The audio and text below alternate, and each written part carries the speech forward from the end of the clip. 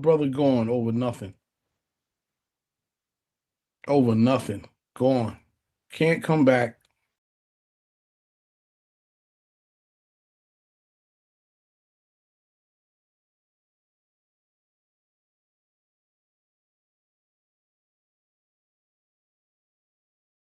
What are some artists that you've written for that we may not know about, or like background vocals or arrangements that you've done for artists over the years in your career? Lord have mercy. You want me to go all the way back there. Everything that you've probably heard on Sugar Hill, I was a part of writing or vocal arrangements or background. From the West Street Mob to the Sugar Hill Gang to Harry Ray to Felipe Wynn from the Spinners, Charlie Wilson back when they was doing his first solo project, Calvin Richardson, of course, D'Angelo, God, who else? Jesus. I was about to work with Aretha Franklin before she left us. It's so many, I can't remember. Oh, of course, D'Angelo worked with In Vogue. If you remember the Freedom soundtrack with all the women, I did all of those vocal arrangements and assigned their parts. So it was Aaliyah, Karen Wheeler, Mary J. Blige, SWV, every girl that was on that song, I had to assign their parts, and I did all the vocal arrangements for that. And that was, the song was called Freedom. You can probably go, it was written by Joy. And they had asked me to do it. And the whole time my back was turned. And I was the only one that really didn't sing on the song because I was so busy making sure that everybody else had a part in the song. So I've had my share of working with a bunch of different people. And of course, you know, I did the theme song for the Girlfriends soundtrack, the television show. Yeah, so, you know, that they just did My Girlfriend's Challenge, I think it was, where everybody was on there singing My Girlfriend, you know, and they was like, I didn't know that was you. And I'm like, yeah. So I've been doing this stuff for quite a while. And a lot of commercials. I did Budweiser commercials back in the day before y'all even knew about a Budweiser. So it goes far back. I appreciate you for sharing that with us. Thank I'm you. blown away. I'll tell you that. All right. The whole Sugar Hill is crazy. Oh, yeah, we wrote Apache, Eighth Wonder. What are you Let's dance. talking about? I know you got the feed, but let's dance. Well, we were the West Street Mob. Wild. A lot of people didn't know that our voices, the original voices, were the sequence. Anyway, when we did that, let's dance. I know you got the feet, but let's dance. That was us. That was West Street Mob, and we were the only girls at the label at the time, and so we did Rappers Reprise. We wrote Apache, like I said. We wrote Eighth Wonder, a lot of stuff. You guys just were never told because, you know, we were the country bumpkins and they kind of wanted to keep New York as the front runner for hip hop. And it was okay. But at the end of the day, you know, you can't take our props away because it's etched in history. It's down. Sting, I've seen you with a 3-piece at Dodger Stadium with the Police. I've seen you acoustic. And I've seen you with your own band that had jazz and a lot of jazz influence and different musicians in it. You seem to arrange your songs in a different way each time with those different setups. Which setup do you prefer, or is it different times, different angles of how you like to do it? And same thing with you, Shaggy. I've seen you with just a DJ and I've seen you with the band. What do you prefer? Go ahead, I'm always looking for some novelty in the song that I haven't discovered before. I could have written a song 40 years ago. It's my job tonight to sing that song as if I've just written it, with the same curiosity, the same passion, the same wish for discovery.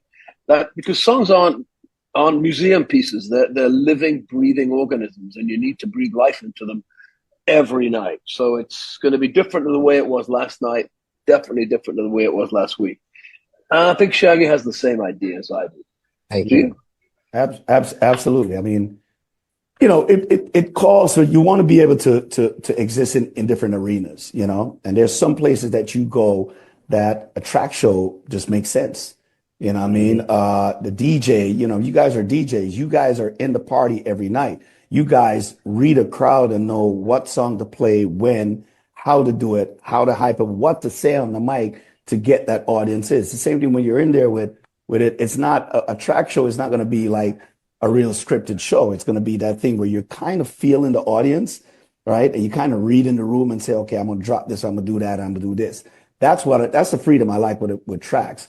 With a band show now, there's also another set of freedom. It's great where you could flip at any minute and say, okay, I'm going to do this type of song. We could change arrangement up. We could do all of this stuff on that. And that makes it also real cool. So it depends on what arena you're in, especially if you're in an arena where everybody else got banned and we're like, shit, I'm going to do some things here. You know what I mean? And so you can get into that. So it just gives you freedom, man. No, it's great hearing it like that, because you know how to read the room and the energy. And then Sting, you saying the songs are like, they're not like museum pieces. You always want to approach it a different way. Yes, sir. That's an inspired way to look at it. Thank you, guys. Appreciate you.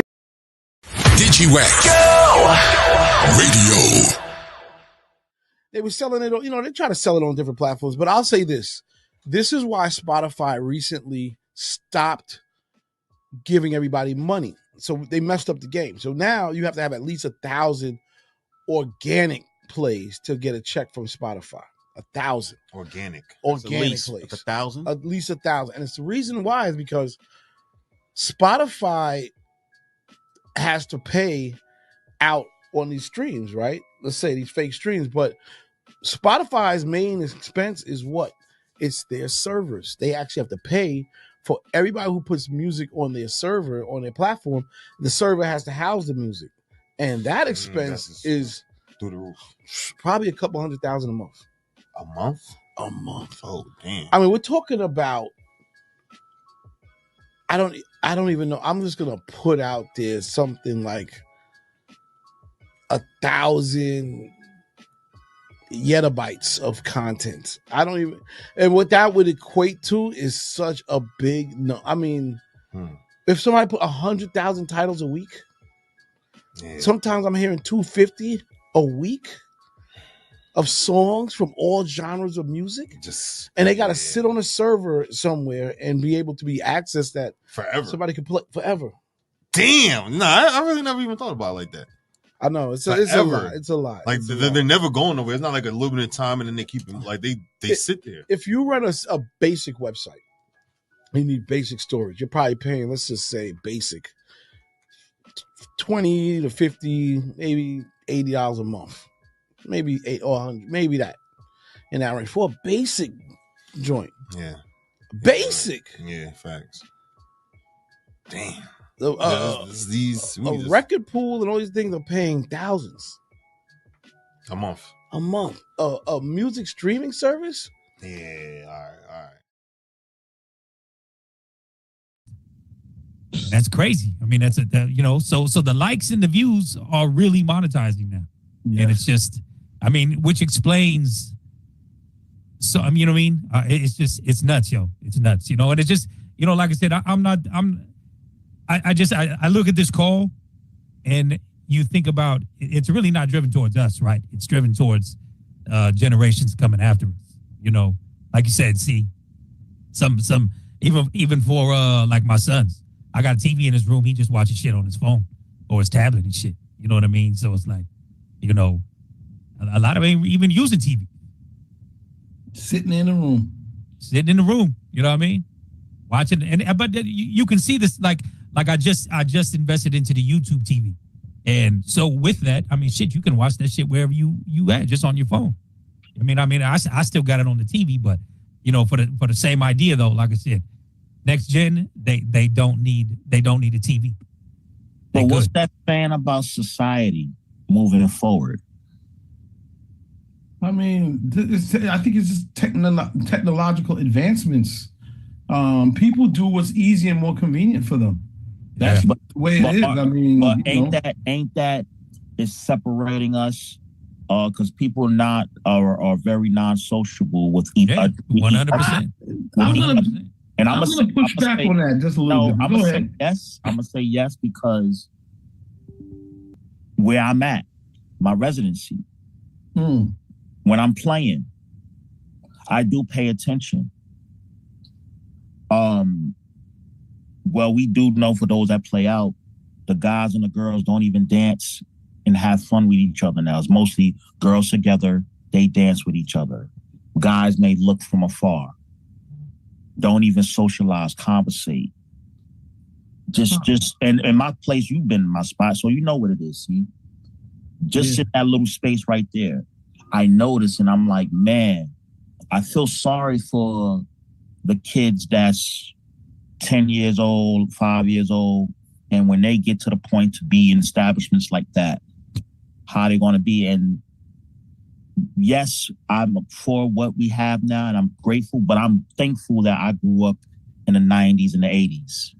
Because I would hate to be, and even with my son, he got friends, but he mostly hang with me. When he go out, we can go together. When he's drinking, he drank with me. My cousin asked him when he was at my celebration, he's like, oh, you drink? He asked my son, do he drink?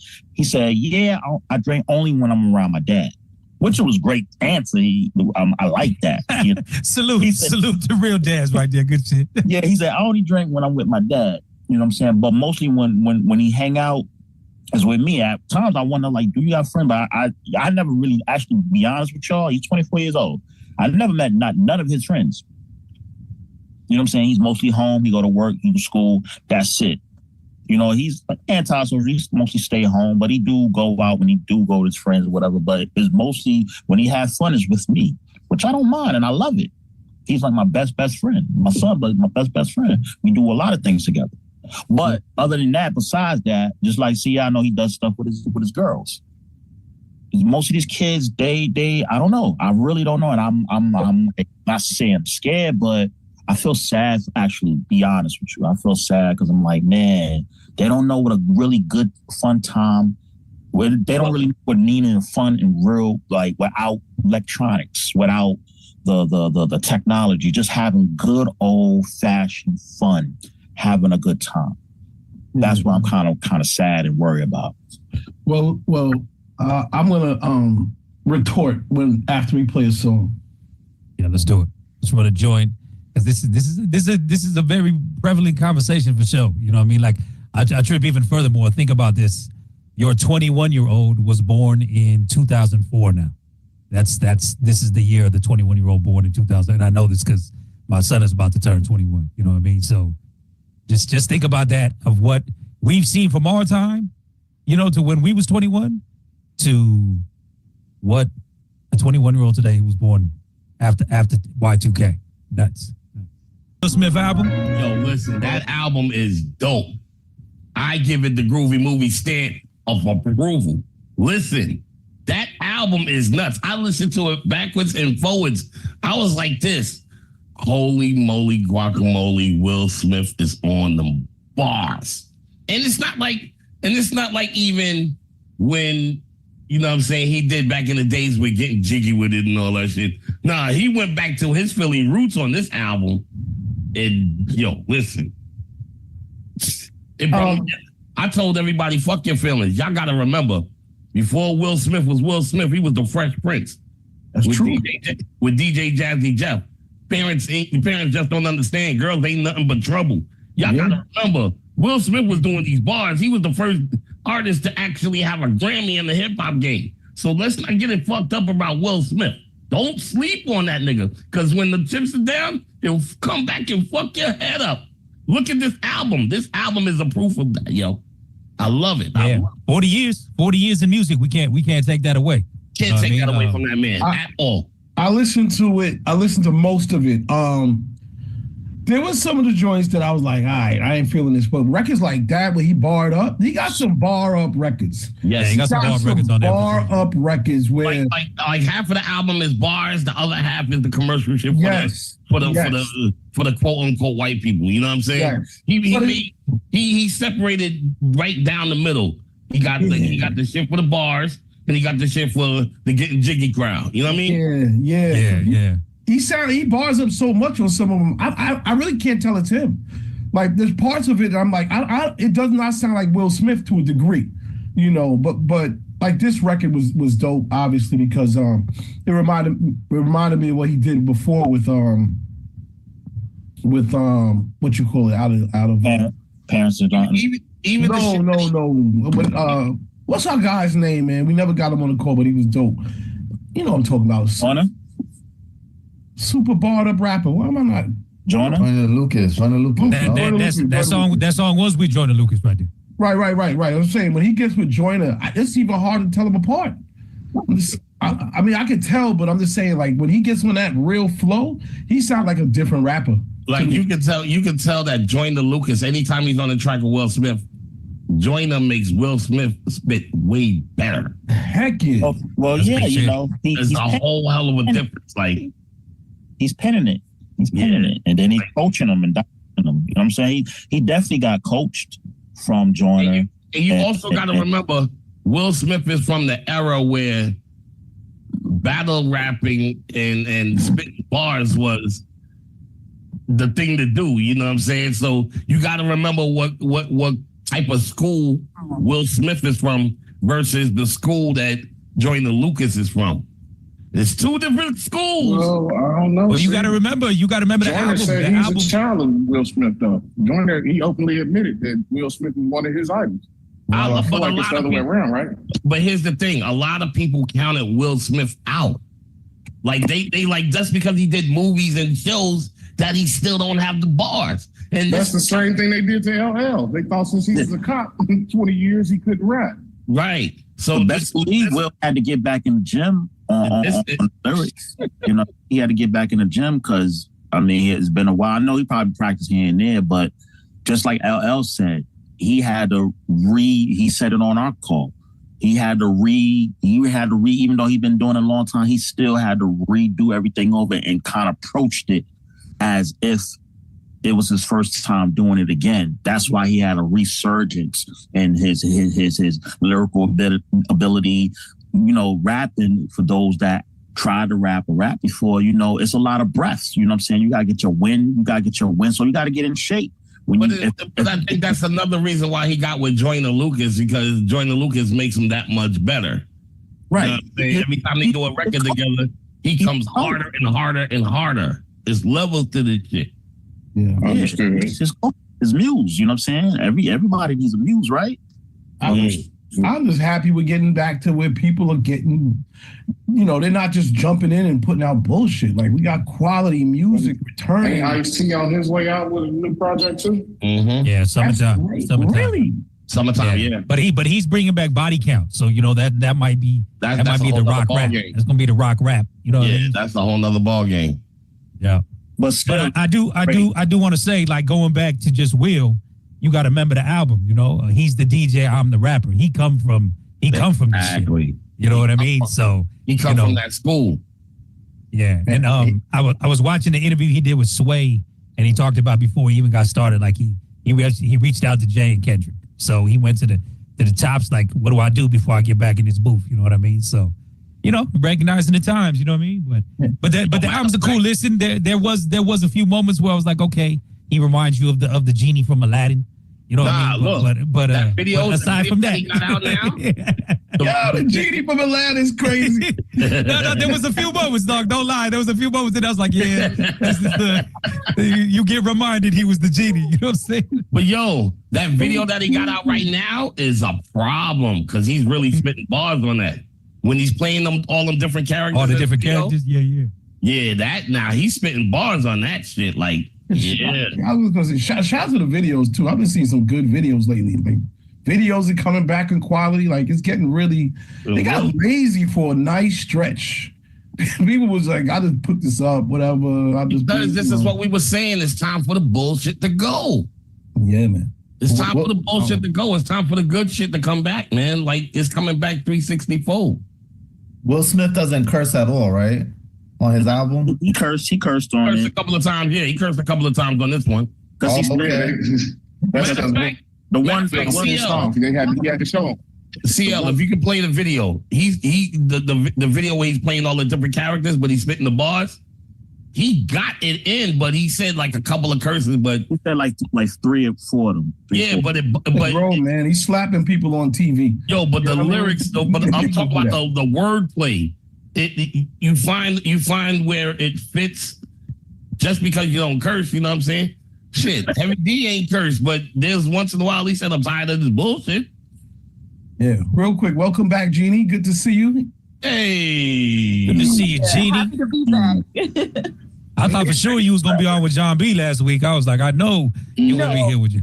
This event that I was working, I like to give my clients 100%. So, now that everything is over, then I get to come back and chill with y'all and talk about Drake.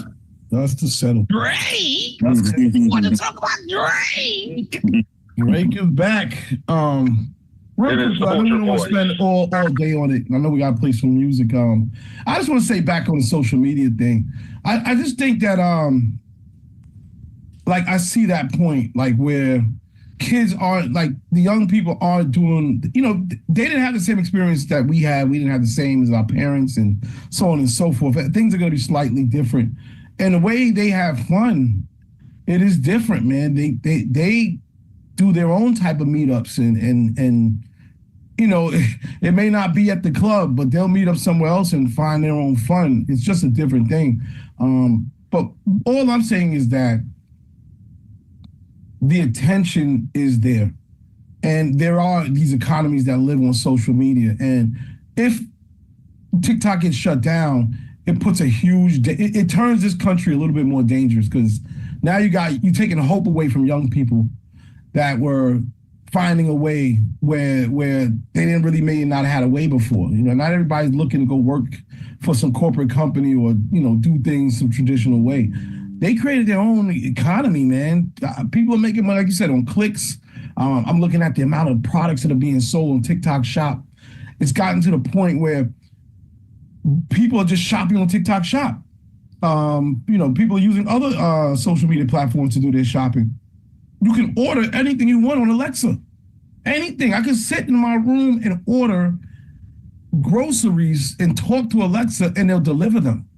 It's just a new, different way that we're dealing with things, and we got to adjust to that, because whatever you're doing, social media can be a tool to help you make a lot more money.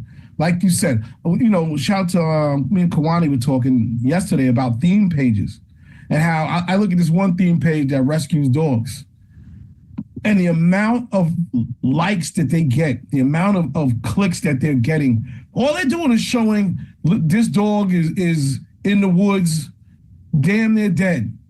And we're going to say, we'll show you how we're going to revive this dog within 1 to 2 minutes. And you have to find a way to get into this, create a space, in your own way, man. Shout out to On the Radar.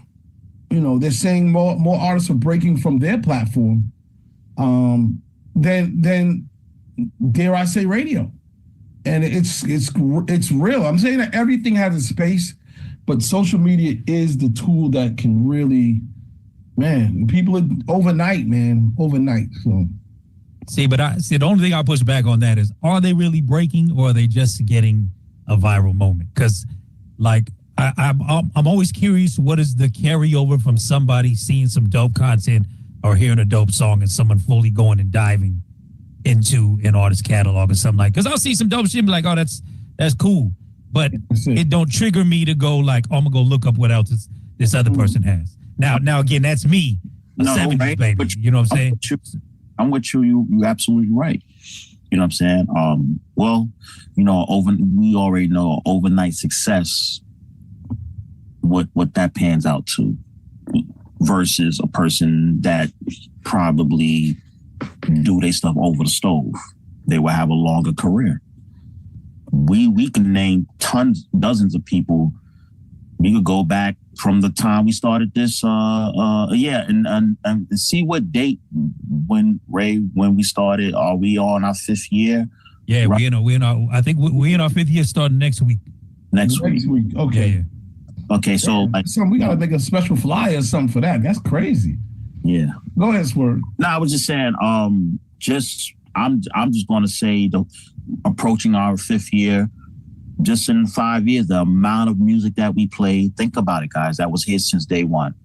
The amount of artists that we had on our call, are they still here today in 2025? Let's just think about it. In our 5 years of doing the Digiwaxx show, Are we talking about, we talked about tons of people. We had tons of people on this platform here. A lot of people are not here anymore. I mean, I say musically, I'm talking. Right. No, we know what you're saying. Yeah. But what I'm saying, and it's only 5 years. You can't last 5 years wrong. A lot of people ain't built for this, though. And the numbers over time in the music business, the majority of artists aren't going to make it. It's just that the ratio is what it is. I do think that we're all trying to find, whether, like you said, whether it's a quick hit, like, okay, this quick little viral thing, or a real artist like a Money Long, who we did have one, who was speaking about her writing capability and all of this stuff before she had a deal. I'm saying we all definitely play a role in it. I'm just saying, find a way to monetize social media, because it's getting even deeper. There are people running companies that are making $10,000, $20,000, $30,000, $40,000 a month by using AI tools, and they're not even on social media. They're not even on it. I'm just saying that it's leading into something else where people are figuring out these things that are it's financing them while they sleep. That's all. All right, so hold that thought, because I definitely want to elaborate on some more, but let's run this real quick, because I do want to run that Will Smith visual. Check this out. Around 8 curses, by the way. 8 curses. Yo, did you catch the bar, though? Did you catch the bar, though? Jay-Z plus movies and TV. Yo, listen. I told you that shit was body. Yo, he bodied that shit, yo. I told you that. Bro, killed that shit. He killed that shit, yo. And it was like a mixture of parents don't understand with the theme music, the Fresh Prince. Because he had to... Bro, dude killed that shit, man. He said such an advantage. The most cuss that ever said in life. Keep his wife's name out your mouth. But the fact that he put hey, was that dude voice from Coming to America, Eddie Murphy? Yes. What is that? White man, the Jewish that's white what man. That's what that was. Oh my God! That's the whole character. He was acting like the whole character. That was the character. The whole character. And the lady voice was his mom when he went to say, "I'm sending you to your uncle's house." Yeah, man, come on, man. Where's the spoon? Yeah, where's the spoon? Right. What do you know from nothing, you basic? Genius, man. That guy's a genius. Did he throw Martin character? What was his name? The little short dude that he played? Yeah, the little short motherfucker. Yeah, the little short mug that used to be in Gina's house all the time. Hold on, wait a minute. DJ Endzone was, only person that actually raised a hand. Shout out to that. Go ahead, Endzone. Sorry about that. Yeah, I don't like to interrupt. That's why I raised my hand. That's what we're supposed to be doing anyway. But yeah, I actually heard it. I heard it a few days ago. It's like he really turned the negatives into a positive with the whole Oscar thing. Him and Jada Pinkett, people bringing up his kids. So he's like, well, I'm seeing what people saying about me on the internet. So how about I laugh at myself? Laugh to keep from crying, turn something negative to a positive. So I actually like what he did. But I'm actually shocked that he's cussing his songs. Every time I hear that, I think about the Eminem song, The Real Slim Shady. Will Smith done got a cuss to win an Oscar. Why I do, so fuck him and fuck you too. Mm-hmm. A bar. Yo, listen, I'm just saying, this woke everybody up. For everybody that doubted Will Smith, or even doubted the Fresh Prince, all of us guys over 220 pounds need to be walking to reach our fitness. What?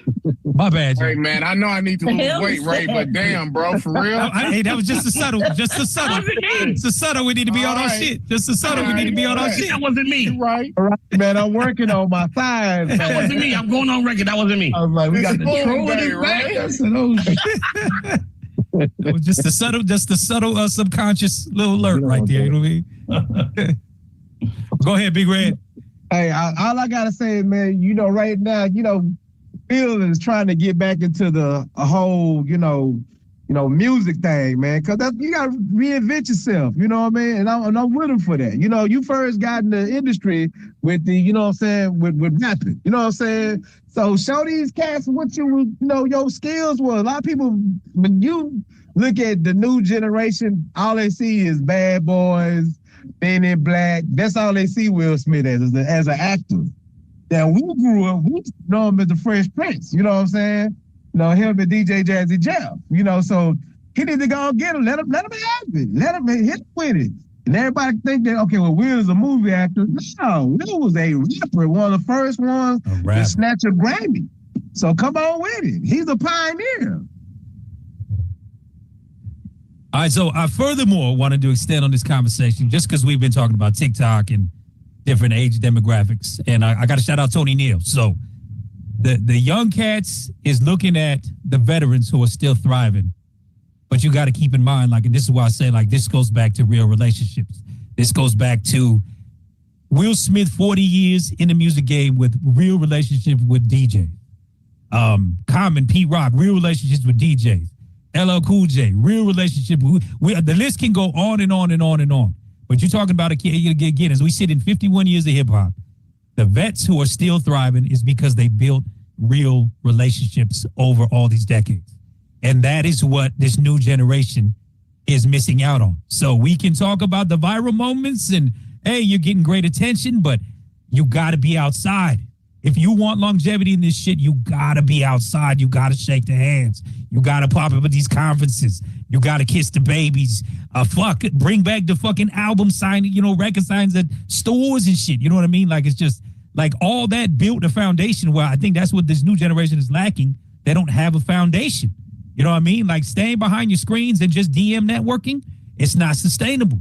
It's not sustainable. There's no viral artist that I'm talking about in 2025, and we could go mention any one of them.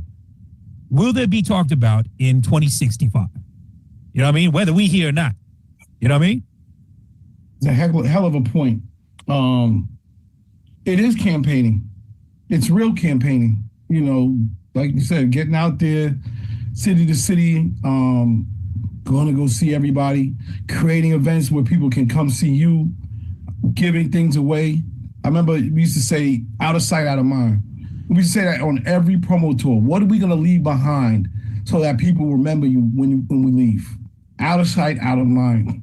And you can journal all of that and put it on social media. But I definitely, that is truth, man. You gotta touch people, man. You gotta go see people, man. You gotta connect, and it does change the relationship. It's a different relationship.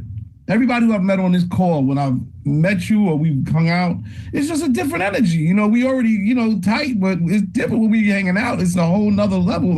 It cements it and goes beyond. Now it's whatever. It's already like that. It just makes it elevates everything. So yeah, that's a great point. I'm just saying, see, I know you 15 years. We was outside at the conferences. You know what I'm saying? So it's and from there again, we saw dope performances at these showcases. And I don't know about you, but I've kept in touch with a lot of them, throughout all the years, you know what I mean? Because it's we remember an experience. You know what I mean? I'm not gonna remember what do you call it? A clip. You know what I mean? I got so many flooded, but hey, I remember meeting the homie, performed, blah, blah, blah. We stayed in touch, boom, boom, boom. You know what I mean? And like I said, that's real sustainable relationship. And that's going to be the difference between this viral and longevity shit. So, and again, it might just be, the new era, maybe they're not engulfed in trying to be around in 20 years. They focusing on the now, which is, hey, all good and well. Get your bread. But, I think if you just really, and it really just kind of really asks the question is, what's an artist's goal in music today? What's up, Miss Brittany? Damn, Raymond, you long-winded. Okay. Long-winded, my bad. You know what I mean? I was going to say, CL didn't want to tell y'all I'm actually his favorite to hang out with. Me and CL will finesse some shit because they're at Revolt World. We finessed that whole shit. We played Jedi mind tricks on the whole festival. Hey man, when you ain't got no pass, you know what I mean? You figure it out. We made shit happen. So I just want to attest to what CL was saying, developing relationships, and I feel like the younger generation the generation behind me specifically, there was a study that came out that said that they are training Gen Z on how to just speak on the phone, that they have phone anxiety. They don't know how to pick up the phone and have a phone conversation with someone. And like, the majority of the business in the entertainment space is you got to pick up the phone. You got to talk to somebody. There's not enough DMs, text messages in the world to make anything happen. Like, you have to have a relationship and you have to talk to people. And so I just found that article interesting, because if the new wave of artists aren't willing to just talk to people, they're going to have a hell of a time navigating this space and also advocating for themselves. So I just wanted to put that in there. Yeah, Brittany, that's absolutely true. I've been knew that. I ain't even the article is just younger people I've talked to and then try to do the phone thing, and they like, oh, I'm not too much of a phone person. And I found that before this even started, the Digiwaxx call. And I'm like, so I mean, them saying that, I mean, I'm like, okay, I already knew that. But even the kids that I deal with, I work in Board of Ed now. So I tell them to do like research. They love music and everything, but I tell them little simple stuff like, yo, something that they already do, like, watch YouTube on what I talked about today, or if more you want to know about DJ. And they have it's a trigger when I say, yo, I got homework for y'all. They're like, oh, homework? Oh, I'm like, yo, it's easy. Just watch YouTube on basically what I talk about. And then I'm like, and they still have their face frown. And next time I come in, I see them and I say, so did y'all do? They like, I'm like, come on, man. I made it easy for y'all. Like, y'all don't even want to do something that y'all already do. But I tell y'all, well, watch some gang stuff or something. Y'all bet y'all do that. I'm like, I'm confused. I don't know. Yeah, things are different, but my thing is it's sort of on us too. And what I mean is, like, I feel like if you've been in this game for a certain amount of time, you have a certain amount of knowledge, and we all have a obligation to give back. And how you do that is up to you. I feel like, ours is, obviously we do this and we talk about this so people can get it, but also I want to take it up, just talking myself, I want us to take it up a notch, and I want to do a conference. I'm always asking people if they're going to do a conference, because low-key, I want to do a conference in New York. I want to bring everybody here. I feel like we haven't done that. I feel like every city on this call deserves a conference where, you can show those young people, they will come out, and they can learn how to use the phone. They can learn how to network. They can learn about publishing. They can, they can get some game from us, and vice versa. I was about to say, they can show us. They can show us. You know what I'm saying? And that's the way, So I'm just saying, we also have an obligation to give back. What up, Miss Jeannie? Yeah, I'm down for that. Y'all need help planning. That's what I do. Making connections, whatever y'all want. I'm ready. Yeah, we said we want to do a lot, and I get it. Like, everybody has a life outside of here, but man, a nice conference tour would be great, man. Because we're all out here. We see how much. I don't know about y'all, but a lot of local people lean on us just for everything. Yo, CL, my cousin got a record. Yo, I got a song that, I'm trying to do this with. And you can't do it all for everybody, but you can create an environment where a lot of people can come together and maybe get the answers that they need for themselves, unless they're going to pay you. Another story. Word. All right, let's get back into another visual. Since we're talking about the videos, check this one out, y'all. YG definitely got the conversation started. You know what I mean? We talk double standards all the time. You know what I mean? Male teachers do it to the teenage girls, but you know what I mean? Yo, first of all, what was up with his jacket? Yo, why is that shit was so short? That's his new look. So, I mean, the cool part though, like YG, I don't know if y'all saw clips from Rolling Loud, but he even did a big, like, police brutality skit before he performed. You know what I mean? So it sounds like this project, he gonna be, shit, like you said, he writing his story, writing his trauma. You know what I mean? But like Raleigh with that jacket on.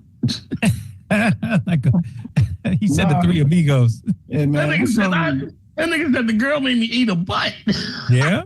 Listen. Hey, 14. I mean, listen, I don't know when y'all lost your virginity, but that's a big, to me, that's some big boy shit, because a lot of stuff happens and the people suppress it. You know what I mean? They don't ever really talk about it or whatever.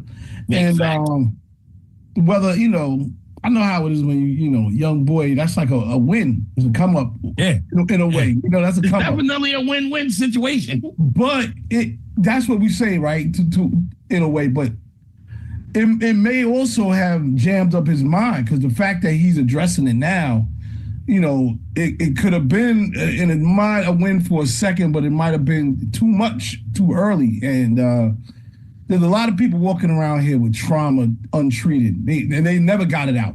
They've never got it out. Forget about going to see somebody professional. At least he's getting it out. You know what I mean? And I think I give him props for being that open with his life with the world, because most people are not going to be that open. So shout out to him. Big facts. Yeah. Head Rush, what's happening? Oh, wait, my bad. Yeah, same thing CL said, man. It's a win for us, because in our mind, it's the thing to do, for somebody that's not in that position. But it's only a win is if you want to do it. You know what I'm saying? The 14-year-old, you want to go across that line, but you're not trying to go that far 14 years old. You know what I'm saying? That facing, it's different. So it's good that he's getting it out, because, like you said, the double standard problem is that it's like, oh, that won't happen to a man. And if it happened to a man, it's okay, right? No, some people might be traumatized by that. And if he don't trust women and he got an issue with women because of that situation, well, there's a result in it. Same thing if it was a girl who was molested by a teacher. She have issues with men for the rest of her life, more than likely. Whether it be sexual, mental, or just not attracted to them at all. So, and more and more of these stories are coming out of these female teachers that is these young male students. I mean, even grown-ups. Look, all right, let's go perspective. Remember how we reacted to Terry Crews when he spoke about his situation in Hollywood, being groped and, sexually abused?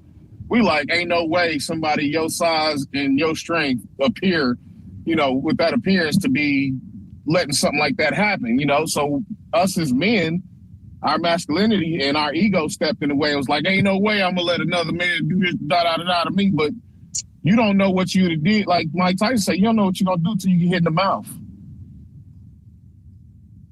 So, I mean, for somebody like YG to have the personality that he has, or the persona that he portrays, for him to come out and talk about something like that, I mean, that's a vulnerable conversation.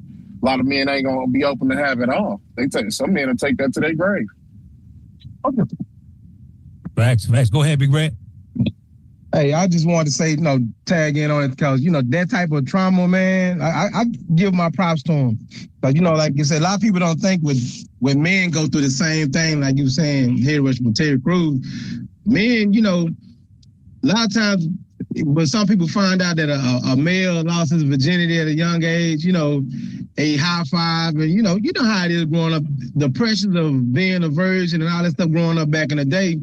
One thing I found out with my kids in today's age, that it's less pressure. We had so much pressure that growing up, and that a lot of kids think, okay, this is my shot, this is my opportunity, with an older person, not knowing the trauma that comes with it. You know what I mean? Especially even if you really wasn't trying to do it. Because, the ones who had girlfriends, and everything back in that time, we wasn't really trying to do it unless you was pressured into doing it. You know what I mean?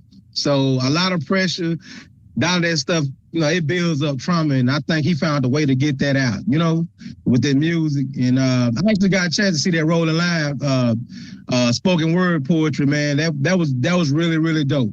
And if y'all haven't seen it, y'all should go check it out, man. It's real dope. So I give YG his props for kind of changing the narrative of his music on his album that he's producing, that he's putting out, the new music that he's putting out. So he's really doing justice of bringing awareness to situations that we think that's okay. You know what I mean? They think this is the way of life. And sometimes you got to understand that sometimes you got to realize, you know, you got to call a spade, you know what I'm saying? If it is like that, you did.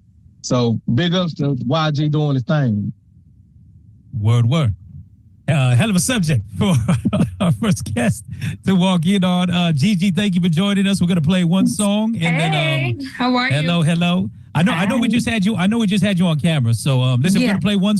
We're going to play one song and then we're going to come right back to you. All right? Okay. Thank you. All right. Thank you for joining us today. Yes. Thank you for having me.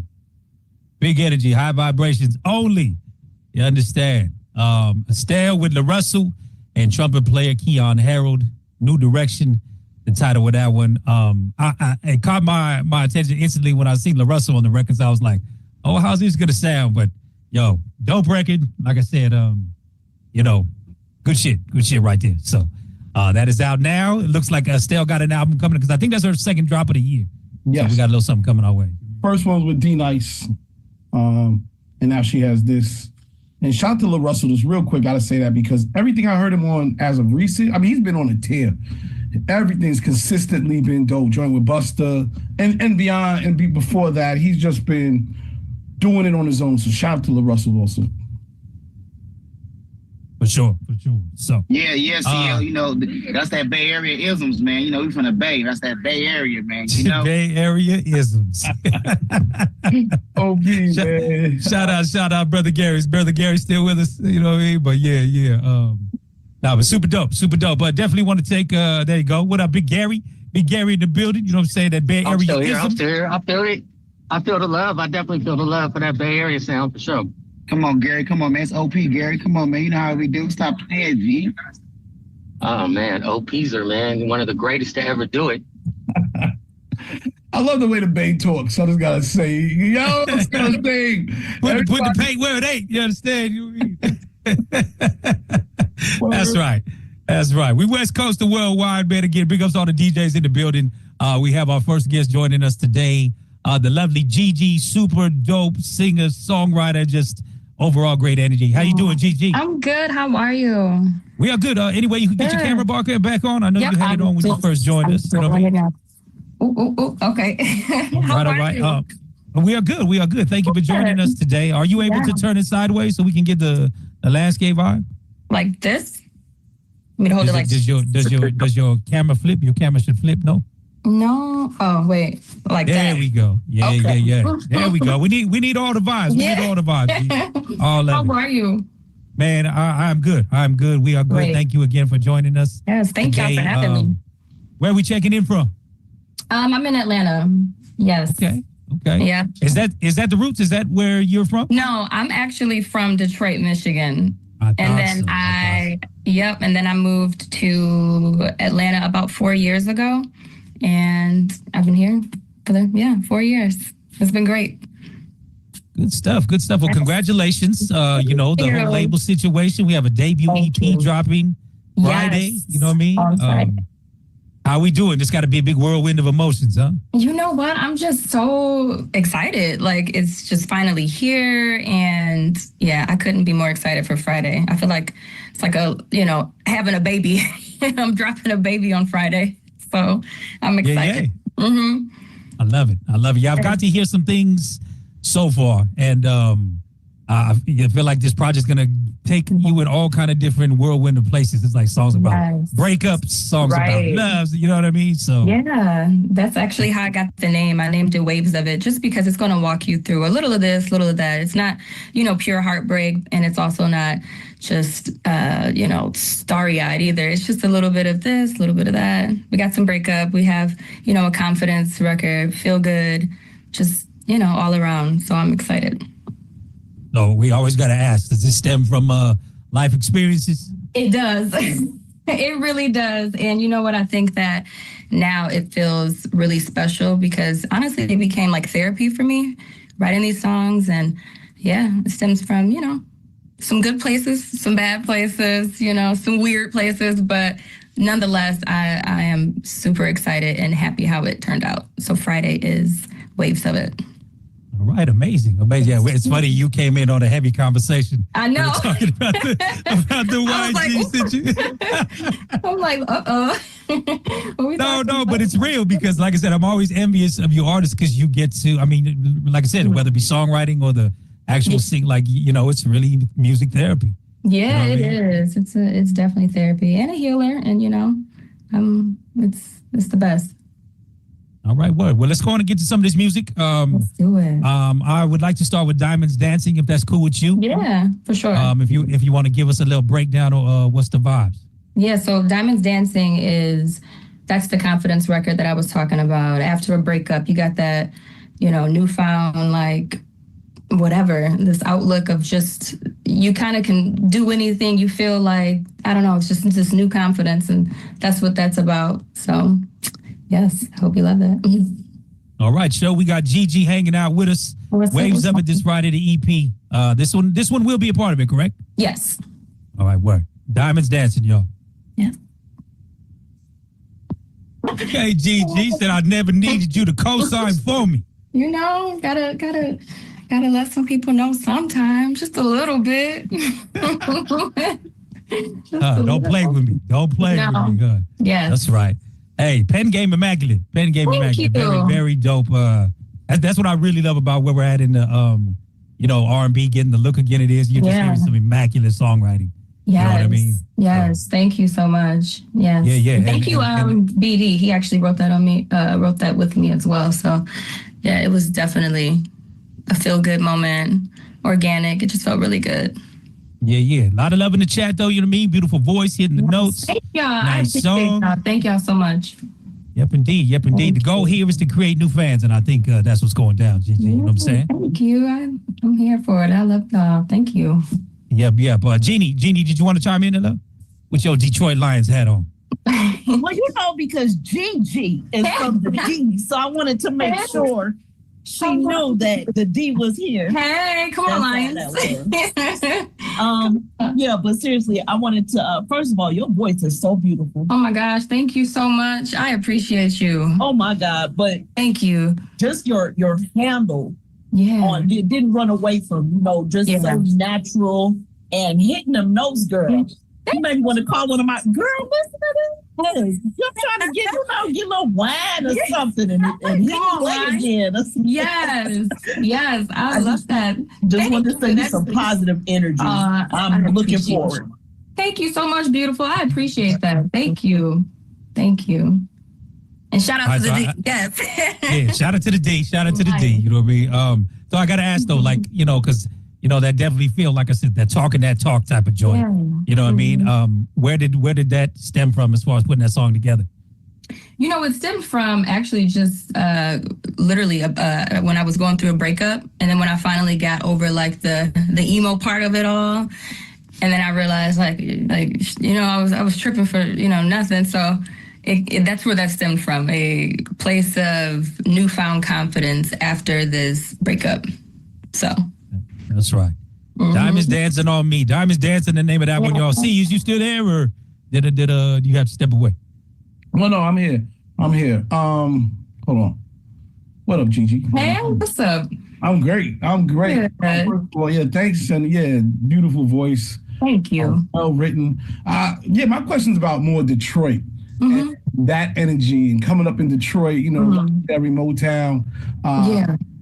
How was that growing up in Detroit, and when did the music bug sort of catch you? How did it all happen coming from the So, I feel like I always say that Detroit has a natural song in them. I don't know if it is in the water, but I always say that. And I know it definitely, Motown definitely has an influence. Just growing up hearing that, from my parents, oldies was like a big thing. So one of my favorite genres is oldies. So I kind of always kept this structure, kind of how they had it. It was always a really good bridge or strong bridge. And oldies in general had a good, fade in, fade out, like the background. So I kind of like took what I grew up hearing and tried my best to, kind of keep that same strong structure when it comes to song, because I am a hardcore music lover. So, yeah.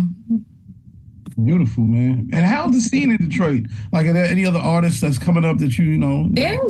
There's a lot of dope artists from Detroit. I mean, of course, rappers and singers as well. So, but I definitely, you know, for me, I love a little bit of everything. Yeah. Oh, yeah. All right. Well, thank you. Thank you. C Styles in Atlanta at the same time. First of all, shout out to Detroit. What up, though? Hey, what up, though? I like your voice, man. It's definitely unique and something special for people to understand. You know what I mean? Yeah. You definitely got something going on. I want you to come to our New Music Monday event and showcase your joint. I'll give you my IG and my phone number and everything, my information offline. So you can try to make that happen. If you didn't know, I'm part of Coalition DJs in Atlanta. So we do a New Music Monday event every Monday at Stank On Your Studios. Okay. So it's definitely something that you might be able to be interested in. And it's nothing but DJs in there. So for sure. Other producers in there. So, you know what I mean? It's definitely something that I think you can go ahead and put to use, you know what I'm saying, as far as the DJ's concerned. Yes. You know what I'm saying? Definitely. So, well, I'm glad. I would love to be a part, for sure. Definitely link up with you on that. I'll put my information in the chat. Okay. So you can get it from there. And gets the Groovy movie stamp, man. Let's go. Thank you. The Groovy movie stamp. Groovy movie stamp. I love that. So has this R&B and soul always been the way? But were you doing anything before, or you know what? It kind of has always been the way for me. I mean, I had gotten signed as a teenager when I was with a girl group with SRC and Universal Republic. So during that time, we kind of were recording all over the place. You know, we were young, and that's why I feel like this moment is really special, because now it's, you know, songs that come from my experience and not just a gang of other people coming in. And it just feels way more authentic, you know? So I'm just really grateful for the moment. Did you have some moments in the girl group that you were like, this isn't really what I want to be doing? Well, you know what? I initially didn't want to at first. And then once I decided to do it, I loved it.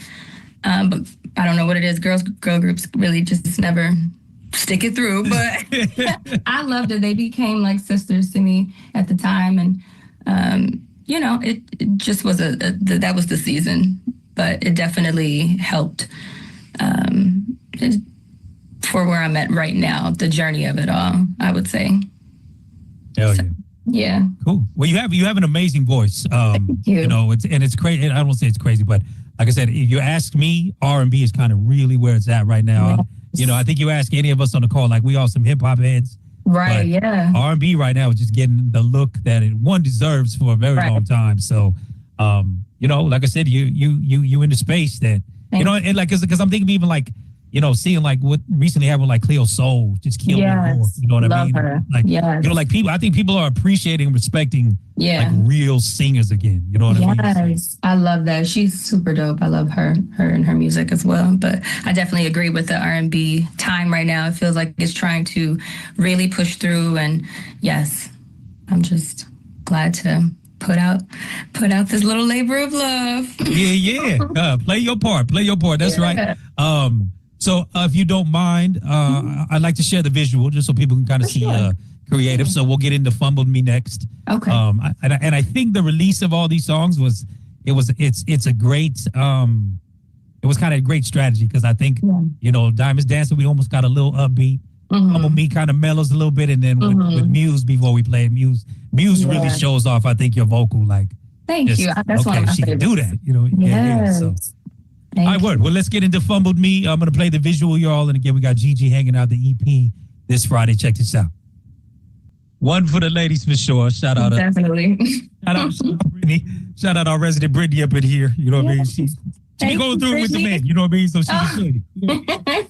Thank you. That's one of my favorites for sure. Definitely love that. Indeed. Chime in, Miss Brittany. Let's hear it. Hey, girl, Gigi, I'm so sorry. I'm not on camera right now. I'm like multitasking. I'm doing 15 million things right now. But I just wanted to comment on the song. I did like the second song a little bit better than the first one. That's just my, opinion. But the reason why I like the Fumble song was because it is relatable, right? Every one of my bad bitches been fumbled. Every single one. Yeah. And that's because that's real life. And with you living in Atlanta, you know that better than anything. Like the dating scene out there, from what I hear, is tragic. It's tragic. Yep. I hear. So yeah, I really like it. I feel like that would get a ton of radio play. I think that if you perform that live, I think you would have a lot of women in the crowd bopping, relating, toasting it up. You know what I'm saying? Like, yo, look, I'm fumbled, but that don't mean I'm out. You know what I'm saying? Right. For sure. So yeah, so I just want to know, like, I like the visuals. Like, do you think that your style has changed since you first, started doing music, or do you think that you found your identity now? I think now I've definitely found my identity because I've, went through so many transitions as from singing at 11 up until now. There's so many things that has happened, and now I definitely have my identity, and I've lived some life now, and I'm just, again, everything is authentic now. Everything feels true to me, and so I definitely know that I found my identity for sure. Well, that's good. Continue to shine and do what you're doing. And we look forward to seeing you on larger platforms. And I love the song. Thanks. Thank you so much. I appreciate you. What up, C? Couple things. One, I got a chance to see you last week also in New York. Really dope event. Shout out to 2Day Swerve. He was there also, and the whole Warner team, Warner Music family. And I liked your energy then. Thank you. Yeah, that was like, and I thought it was a great way for people to be introduced to you. Yeah. Never met you. So I guess I'm wondering if you guys, because we had a really good conversation earlier about the importance of promo. And, kissing babies, shaking. Right, shaking hands. Doing the little stuff, but it's also big stuff. Are you planning to keep on, on that sort of promo tour, sort of definitely energy? Absolutely. Yeah, for sure. Yeah, look forward to that, because I think that's one of the benefits is that, you have grace, and you're also, you got, you're a great songwriter, got your personal records, and I think if people get the chance to really kick it with you, feel that energy, is just making everything go further. Because I'm just looking at the reaction in the chat, saying, and I think it's another thing when you're here just building. So for sure, it's definitely vital, and I mean, I'm all for it. I think that's how you connect better, So I'm down for it for sure. All right, thank you. Yes, thank you. Have you gotten a lot of opportunities for the live performances? You know what? We're still rolling them in because I'm just releasing music. My first time releasing my first anything as a solo artist has been January 24th. So everything is really fresh. But I know this summer it's definitely on for sure. So I'm super ecstatic. Yes. Yeah, no, I would love to see these live. You know what I mean? Like I said, just like I said, the songwriting is what gets it for me. You know what I mean? So when you get a good art, and that's why, like I said, before we play this next one, like I was just really impressed because I think like this one really like your vocal just shines because it's a really soft melody in the background. And just your voice is the instrument. You know what I'm saying? So. Yes, I love the simplicity of it all. I feel like this one was more of the sweeter. The sweeter story that's brought into song, and I feel like it is one of my favorites. I know I said about the last one, but this is one of my favorites for sure. It's sweeter, and I love it. Love it. What is the studio setting for you? Are we candles? Are we sage? What are we doing? You know what? No, we just candles, some tea. I might have a little bit of Woodford whiskey, Hey, that's right, bourbon. Little bourbon. Just a little. Little brown don't ever hurt nobody, you know what I'm saying? Yes, exactly. I don't have a lot of people, and I go in there, I do my thing, just zone out. It is like a little therapy session. Feels good. That's how I like it. I love it. So did you actually, before we get into my muse, was the background already laid out and you took it and ran with it, or did you already have a song written and you just No, this is you talking about for Fumbled Me? No, I'm actually talking about the next one, my muse, that we about to play. This was from scratch. All of them just are from scratch. So, especially Fumbled Me. This next one, my muse, was all organic, all from scratch. Shout out to Tree on the guitar, and he produced it. And it's simple and it's straight to the point. For the lovers, for sure. This one definitely that's why, like I said, like I'm excited about the EP because I feel like you go through every emotion. Like in just these 3 songs, you got Yes. Fuck you, you fumbled me over here. I'm good. You know what I mean? And now right here, you go celebrate a little love. Right. We're getting back to the sweetie vibes and very heartfelt, and that's what this is gonna give. My muse. That's right. All right, get lost in the sauce, y'all. Yes. Gigi, my muse.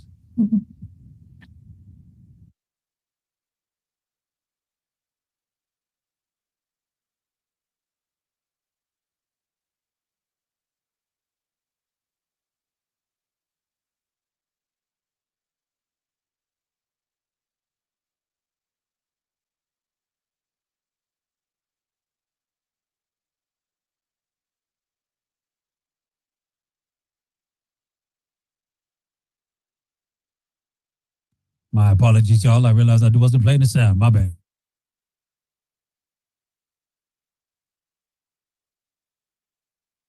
Thank you. I love that. That's that I'm laying in a female's lap and she just rubbing my head type of vibe. You know what I'm saying? Exactly. Lover's lane. Lover's lane, you know what I'm saying? Lover's That's lane. right. Love that. Yeah.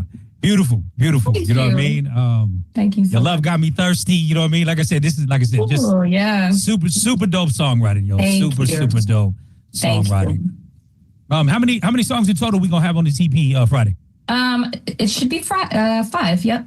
5. Okay, 5. So two more that are unreleased. Okay. Yes. Very nice. Very nice. Final Wave actually comes. Yeah, everything comes out on Friday. Waves of it.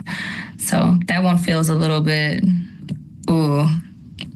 I know I said that was my favorite the last time. No, they all your babies. They all your babies. That's the vibe. You know what I mean? That's what it is. They really are. But yes, Waves of it this Friday. I'm so excited. So thank you. Thank you so much. Yeah, man. Excited for you. Miss Jeannie, what we got going on? We sending this whole soundtrack to your ex or what? Yeah. Yeah. See if hey, big head. You know what I'm saying? Just see if I can. Sometimes you gotta do that. Oh man, I just have to thank you for it having that old school, new school R&B type vibe. Yeah. You're not yelling at me or anything. We not talking about somebody's shortcomings and all that other stuff. You know what I'm saying? Right. So it just feel good. I like that one out of all 3. Oh, thank you. Yes, thank you so much. I love that you said old and new because that's exactly what I tried to, execute. And thank you for picking that up. You did it, baby. You did it. Thank you. Thank you. See what I think is told to Jeannie is this was the rollout. She dropped the first one we played. Diamonds Dancing was in January. Then she dropped Home to Me. Then she dropped Muse. So I think, like I said, the strategic rollout of it all is beautiful. We got all sides of it because the Muse, like right now, feels like the pinnacle. Which really, like I said, I'm excited to hear what's on the rest of this. You know what I mean? Yes, definitely. This Friday for sure. Big Red out of Dallas. What's happening? Hold on. My bad. The technical difficulties over. Miss Gigi, how you doing? I'm good. How you doing? I'm doing good. DJ Big Red out of Dallas, Texas. I just want to tell you, you got your fan. Oh, thank you. Shout out Texas. I mean, from the first song, it was like, bam. And the second song, it was like, bam. And then the third song was like, Bam. Yay! Thank you. Oh my gosh, that means so look, like I said, your music is very. I want to say, it's a breath of fresh air.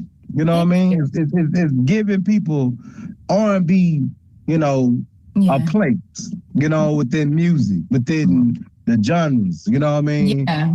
And I want to say that your style of music and your style of writing is becoming. You know what I mean? Thank you. And it's gonna eventually become the norm. Like you're in the trend setting of writing music and making music right now. Yeah. And I want to thank you for being real artistic with your work. And like I said, I'm just letting you know right now. Yeah. I do have playlists that I use. Yes. On YouTube. Yeah.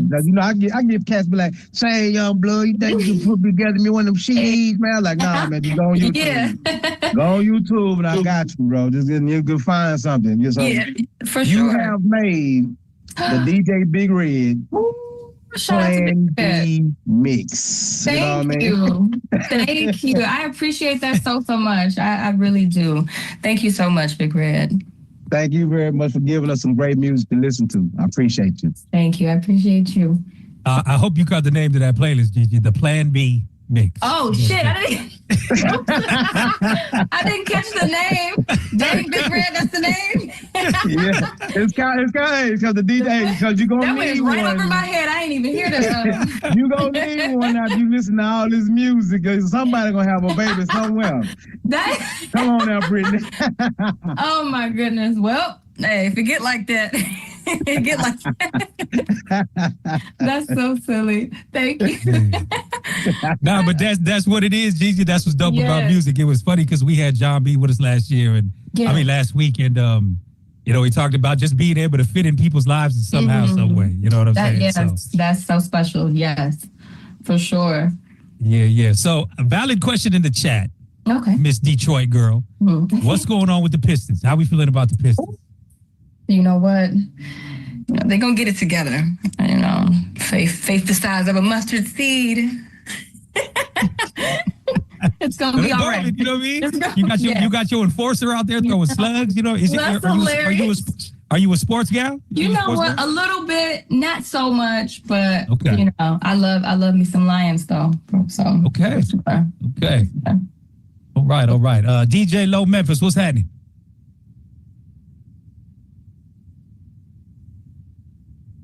My fault. I was just listening to it, checking it out, but that's something they love music, man. I just felt the vibe. I felt it. Yeah.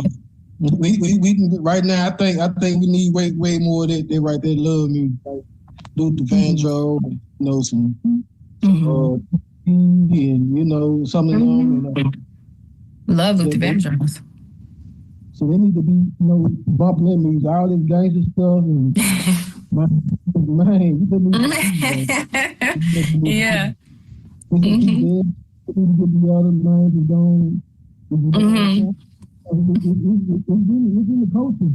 Yeah. God gave it to us. Yeah, your mic kind of, I don't know if you mumbling yourself, Memphis. Oh, my fault. It might be because of someone cut it up. So hold on.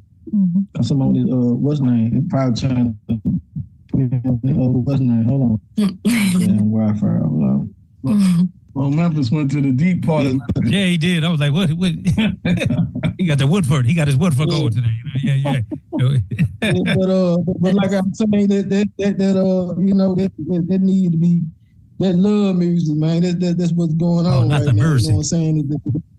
Yeah. That's all. That's all. And we need that. We need that. Just go on, crank it up now. No. Yes, gotta love a little love. It's always room for some love. Right. Get everybody to love each other. That's all. I feel you. Yes, I'm all for the love for sure. I'm glad you. Yeah. Just keep on making them. Thank you so much. Thank you, Memphis. All that music. Yeah. I ain't playing. Okay. Thank you, Memphis. Yeah, good shit, Memphis. Gigi, thank you again for joining us. I don't know if you know Thank you how so to, much. do you know how to use the chat? Do I know how?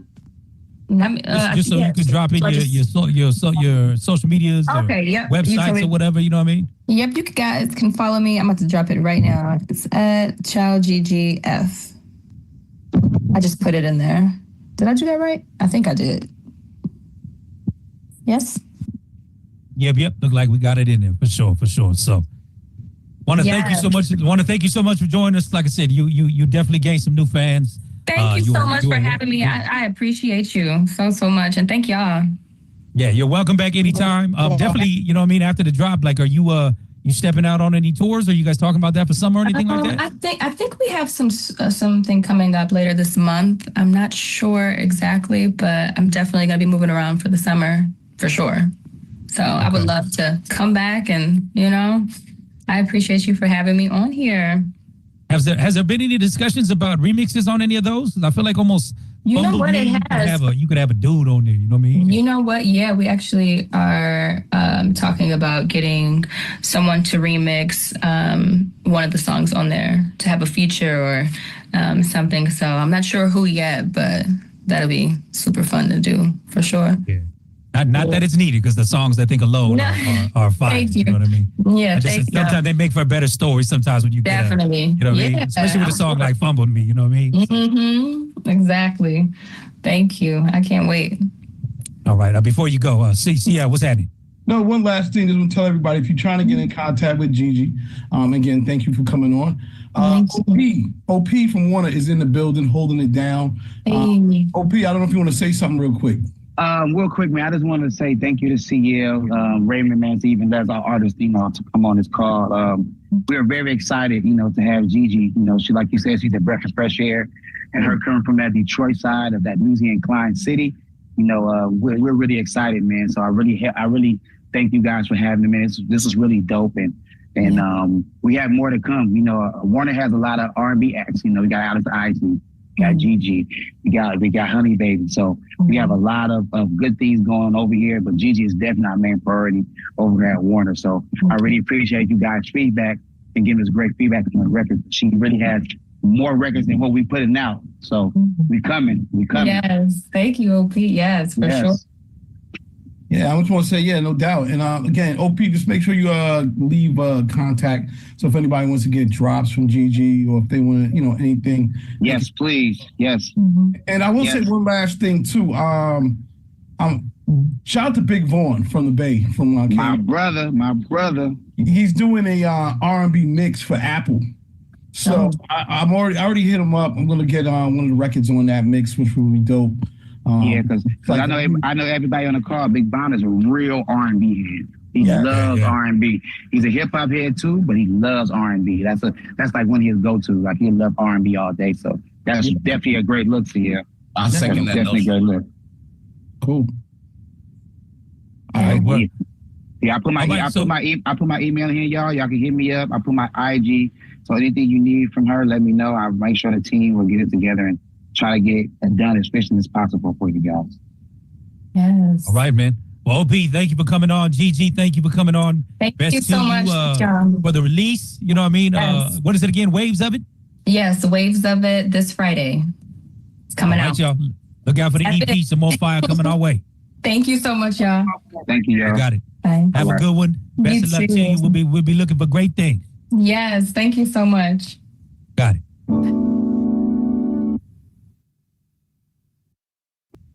Wow. Yeah. That I did not expect. Yeah. It kind of reminds me of the Why Don't We when she first came out with Why Don't We. Wow. Agreed. That's a groovy movie right there. Shout out to A. Marie. That's what's up. She really never missed. I just think that the promotion budgets got shorter, but she never really missed when she was up there. Someone said she was Beyonce before Beyonce. Bold statement. Yes. Bold statement. Yes, this is true. She did that go-go R&B mesh. And of course, her producer, messed with Beyonce, but that was Emery's sound, Beyonce sound. That is a fact. That's not even a debate. Listen. I don't want the Beehive to come after me. Wait, chill. There's only one Beyonce, and I know y'all not starting that shit on this call. Oh, wait a minute. The Beehive. Hold on. Yep, the Beehive. It's debatable that she was. We're not debatable on it. I'm just saying that sound. Who was that talking? Who was that talking? That's me. That's Swerve. Oh, Swerve. Add Swerve hits. Add Swerve hits on all socials. Yeah, I don't know who that is. I don't know who that is.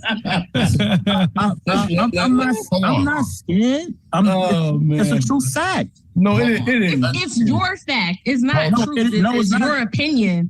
It's not even an opinion or debate. It's a true fact. It's an opinion. Producer, if you know the story, the producer worked with Beyonce. He took his sound over there, but that sound was Anne-Marie's sound. That's a fact. Okay, a sound doesn't mean that a whole person's personality can be duplicated. Like, they have two different personalities. I'm not talking about that. I'm talking about the sound, the quality, if you understand sonics and frequency. Are you trying to school me on the call? Listen. When it comes to music, when it comes to music, that's what when it comes to Beyonce, okay, just chill. I'm not talking about Beyond. I'm talking about the sound that was created. Oh, now we're switching it up because it's about the sound. Because at first your statement was Beyonce. She was Beyonce before Beyonce. Now it's about the sound. You did say that. I said that. See, get your facts straight. See, I didn't say I'm talking about the sound. People have said because she did come out before Beyonce and she did have. Oh, well then my beef is with CL. Swerve, get off the phone. All right, CL, what? I mean, why would you say that? Technically, and this is only technically, Beyonce came out with Crazy in Love before A-Marie dropped One Thing. So technically, all right, C-Style. All right, preach, brother. That's correct. This is where I need you. This is where I need you. This is actual factual. Wait, but why in Love? Crazy in Love came out. Crazy in Love had the same sound as One Thing. No. But hold on, because I'm not an R&B guy, but I want to make sure Crazy in Love was 04. Am I not correct? One Thing.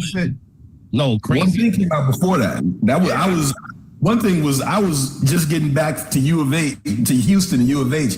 That's 2000, 2001. Crazy in Love came out in 04. But I don't agree with Beyonce was, I don't agree with that. But yeah, Crazy Love came after that. He was an adult in 2001? Oh. Yo. Per Google, One Thing released 2005. One Thing released 2005. I said. That wasn't Anne-Marie's first joint then, because she was. No, but what we're saying is the sound. The sound. But she had a go-go sound from the first single. Well, I appreciate that C-Styles because that completely demolishes Swerve's argument. Next. Yeah. I don't believe that Beyonce copied, but I did hear about her producer went to work with Beyonce, but that was just for that moment. I mean, Beyonce was already there, before I thought all of them was coming up around. Why Don't We Fall in Love was 2002. Yeah, Why Don't We Fall in Love? That's what I'm thinking her about. debut single. That's what I'm thinking about. Yeah, that's what. Yeah, that was the record that blew her up. But we saying what we're saying to just say, welcome back, A-Marie. She's been gone. Welcome back, A-Marie. Wow. And I didn't expect that. So shout out to you for even picking that up. Where did that record come from? Well, I believe she's releasing independently. So I mean that just dropped. Just dropped Friday. So good stuff. Carrie Hilson dropped a new record. She got a new project coming. So like I said, I'm telling you, all the R&B taking advantage of the time. You know what I mean? Awesome. You were talking about Timbo new project over last week. What's your thoughts on what you've heard? I mean I think we got to get into something since you brought it up. But dude went to the motherland, yo. And I guess the thing that's crazy about the project is he has been so proponent of AI. We can't help but think he incorporated AI in this project. Because like I said, it's really all a beat album. He has Very little. Let me just get into something so you can hear what just a little bit. The whole album is a vibe like this. It's super wavy. You know what I mean? I just, like I said, he has been such a proponent of AI. This is where, like I said, I like it, but I don't want to like it. But I mean, this is where we are, 2025, I guess. You know what I mean? This is what I'm saying. How do you fight technology when it's inevitable? You know, it's inevitable. Again, we're not sure if this is all AI, but I'm assuming it is. He's a big proponent of AI. Well, every time I see him online, shout out to him. He has a really dope show on TikTok. I'm using AI. I'm practicing. I'm trying this. I'm trying that. So hopefully we can get him on so, you know, we can get the answers from him straight. But groovy, man. Very, very much Fela Kuti inspired music. And that shit feels great. You know, and that's what makes me furthermore want about the AI, because people have been propping him for pulling together African sound. You know what I mean? And it's like, okay, did he go pull AI from some shit to, like, you know what I mean? But is it wrong if the vibe is right? That's the question. You know what I mean? Do we care if it's not real? Is it real? I don't. That AI song that we played here, and that song that I've heard that I didn't know what AI. Well, on here we knew, but there was songs that I've heard that I didn't know what AI that were dope. You know, if somebody didn't tell me, I would have just kept bopping my head. And that's just the truth. I'm not no hate. Like right now, we're not even sure. Yep. We don't know what the hell is real, what is AI at this point. You know what I mean? We don't know what's happening in the studios. Yeah. It's nuts. And I know that's going to become a big topic over the next years, because, you know, we're talking about influence and all these things, but I just don't know. Like, I feel like we inspire each other, no matter whether we want to believe it or not. With our conversations, you know, if we go to a club or a spot and you hear a set of records you've never heard. I remember when Ana Piano was coming out, or was like when I got put onto it, I should say. I remember hearing an Ana Piano set, and I was like, yo, this is a little bit more vibrant than other African music at the time. Yeah. I was like, yo, this joint is dope. And then I started putting people onto it. Am I not supposed to share what I learned? That's how I look at AI. Are we not supposed to share socially, collectively, new ideas, new thoughts, new intellect? I'll land. I mean, and furthermore, what you're saying, like, because I mean, we've known Timbaland to just create shit so organically. Yeah. Like I've been to Timbaland shows, and he's, you know, he does his segment at the end, and he creates a beat right in front of you. You know what I mean? So, you know, and again, this goes back to what you said about influence. Is he now, because of his producer influence, going to influence other producers? Yo, you sleeping. You know, that one dude, Gary Ivey, he's adamant. He's like, if you don't have ChatGPT going on in your life, you're fucking losing. You know what I mean? It's just like so many, you know, AI tools are being forced down our throat that, you know. What's up, Big Red? Hey, I wanted to say because of Timbaland, I started using Sono. And using Sono, man, it's like you can say what you want to make, man, and it'll put it together for you. I mean, I got tons of tracks that I made with AI right about now. And it make your stuff go by so fast, so quick. Again, organically making tracks like how people used to sit in the session and cook. I mean, it's cooking it up for you. And like I could basically sit on Sono and say, I need African drums, 808s, backspins, give me a tempo of 120, give me a blues guitar, make it sound do, and put all this in the chat. And all of a sudden, I got something do, boom, boom, boom. It's giving me everything I asked for. Now, its own interpretation of what I asked for, but you know what I'm saying? It'll give you something. So AI, you know what I'm saying? Basically, music that you want or need royalty free because you created it yourself. for your content. So like all my content music I make it myself now due to Sono, thanks to Timbaland, you know. So he's on to something real big, and he's basically doing something, you know, if you need samples, you know, you can probably generate the samples yourself and take it and put it into your, you know, your MPC or whatever, and chop them up and make it your own. You know what I mean? So it's a good vibe, man, if you ask me, using AI. Interesting. I mean, like I said, there's heavy arguments that, you know, but it just, I agree with Quantum in the chat. It's just going to be continued the de-evolution of streaming music, you know what I mean? Because, you know, and then even there's something to be said about the algorithms, right? Because the algorithms will take certain songs that have a same sound or same feel and lump them all together. So that's all you get. You know what I mean? And they say that's another part that's killing the streaming shit or whatever. But what's up, Miss Queen Karen? How you living? Good to see you. Good to see you with us. You know, I just want to put a nickel in that dime. You know, I put a question in the chat saying, in the future, does that mean that we'll like the music less? Because, you know, I mean, I'm an AI collective, and I use it a lot in a lot of ways. And I know that it does still give you opportunity to critique it the way you want it. You know what I mean? So it's the new thing. You know, I'm an old head, but I'm for all the new stuff. And that's a new way to critique it and not take 100 years, because young folks don't have that time.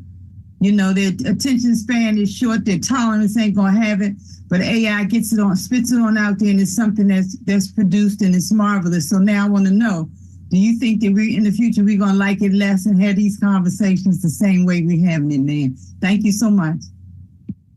Yeah, I mean, the only thing about it is, but from what I've heard, basically between you and Big Red, and perhaps even Timbaland, all we're doing is creating convenience, right? So this is me. So let's say this Zoom right now is an AI beat maker, and I go, okay, I want some loops. Give me some drums right here. Give me some snare. Loop this part, da-da-da-da-da. And then just sit back and watch it get together. You know what I mean? So that's all we're saying. We're just saying AI is creating more convenience or creating more laziness. You know?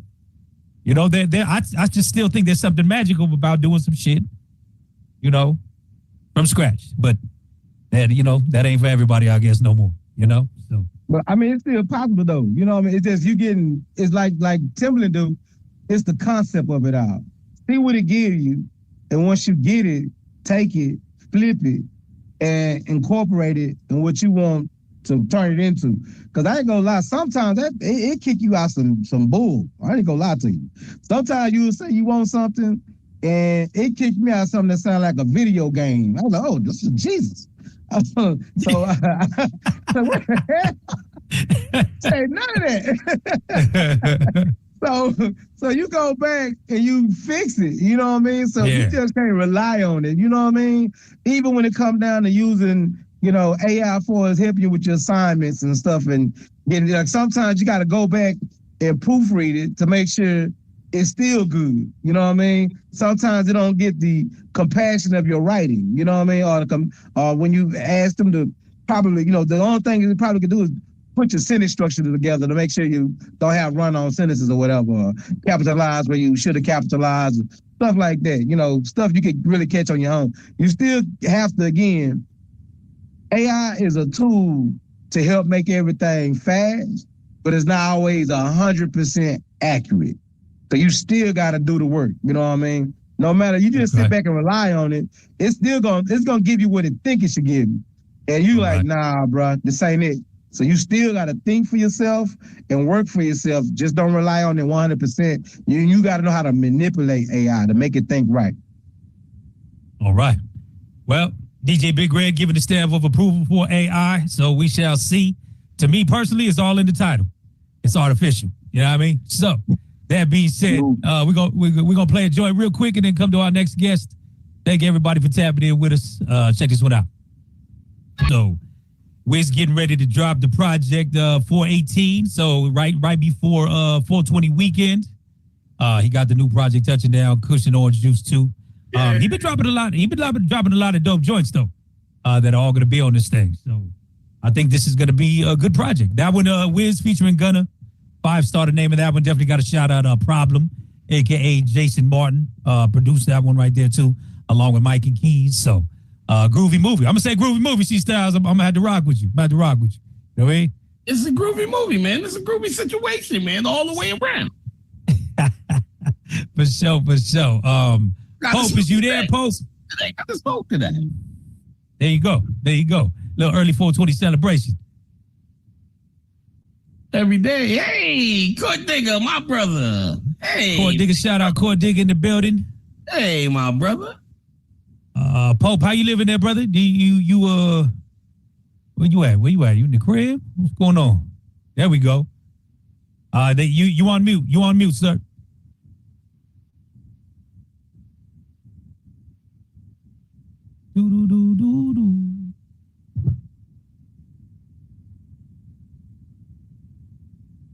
Bottom left corner, man. Yeah, bottom left corner, I believe, if you're on your phone. Hit the screen once, and then you'll see the mic pop up on the bottom left. What up, Joeski Love? What's up, G? How y'all living, man? Moving and grooving one day at a time. Man, first of all, I want to say thank you, man. I appreciate this opportunity. Just to introduce Pope, man, he's a Huntsville. We're from Huntsville, Alabama, and he's a legend here in our community. As fortunes be told, man, God is so good. He's got an opportunity now to take off and do some big things, and so it's just a pleasure and an honor to be on this call with all the wonderful DJs. You know what I mean, and get a chance to hear his music. Yeah, big love. And I just want to make sure we getting the artist name right. Did he go by Super King? Super King Big Pope. Super King Big Pope in the building. All right, Alabama in the building. Were you able to get the mic working, bro? I said he having the progressive insurance commercial. You know what I'm saying? But either way, props on the joint. He having a nice TikTok wave right now with the song. Because this song actually came out a while back, yeah? Song came out, man, believe it or not. The song came out, I want to say 13 years ago. 13 years ago. And what happened was over the Christmas holidays, somebody made a meme, took a hook and made a meme to it, and it just took off. It went big overseas, and I think as of today, we're at about 2.5 billion with a B. Wow. Impressive. Wow. When people hear that, they'll say, oh, yeah, I heard it. But, man, shouts out to my homeboy DJ D-Rock out of Atlanta. And he was telling me, he said, man, I see the people starting to sing the song now when they come in the club. So it's catching on. It's just getting started. I want to say here within the next 30 days or so, we're going to roll this song all the way out the proper way with radio, with promotion, with the video, with everything going. But you there, buddy? Yeah, you hear me? There he is. There we go. King, y'all. All right, what's up? It took me a little minute. My bad. I'm back in time. Yeah, I'm doing very nice. Hey, well, listen, man. Congratulations. This is a crazy story, man, for a song that dropped 13 years ago. That's correct. To get this love, and on top of that, you topped the TikTok Billboard charts with this thing, right? That's right. 4 weeks in a row. 4 weeks in a row. Man, congrats. I haven't got to see any of the memes or whatever, but I'm envisioning with the song. It's crazy. The ladies going crazy with it or what? Man, listen, it's out of the globe. It's out of this world. I can't lie, not just because it's me, it's just because it's not even just in the United States. Like, you got foreigners, you got people in China, you got people in Italy, you know what I'm saying? It's people that don't speak a lick of English. Like, they translating. It's nice. It's going on. Super ill. I mean, what was you doing when this thing first started to pop off? Like, how did you even catch wind of it? My son. Is that right? Yeah, how that's they thing. You know what I'm saying? So TikTok, that's his era. So he called me. He was like, Pop, you going viral on TikTok? And I was like, what? You know what I'm saying? Went and checked it out.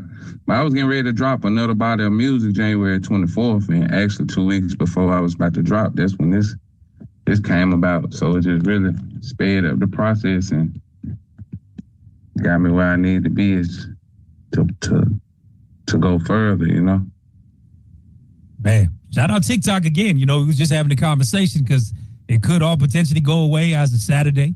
You know what I mean? Yeah. I mean, You know, we've seen this happen with a lot of songs that whether they dropped like in 2019 and then all of a sudden the challenge took a joint and put it back on the charts or whatever the case may be. So that's cool. And then just so I'm not mistaken, because I know you got two versions, right? You got one with Kevin Gates and you got one with Frito Bang, correct? Yeah, I got three. Three, okay. Who else you got on? Tay Money from out of Dallas. Okay. Yeah, Tay Money out of Dallas, Fredo and Kevin. Yeah. All right, word. So for all you TikTokers, if you haven't seen or heard, we got the #1 song on the Billboard charts right here with us. Shout out Super King Big Pope. Let's get into this joint. Get into this joint if you ain't heard it, man. Again, 13 years, getting revived. Super dope, man. One time, Tell Me, featuring Kevin Gates. Check it out. All right, we are back. New Music Wednesday. Shout out to Super King Big Pope in the building. Holding it down, Huntsville, Alabama. You just heard it. It's amazing that a record could go and come back like that, so strong after this amount of time. And, just shows you that music don't die.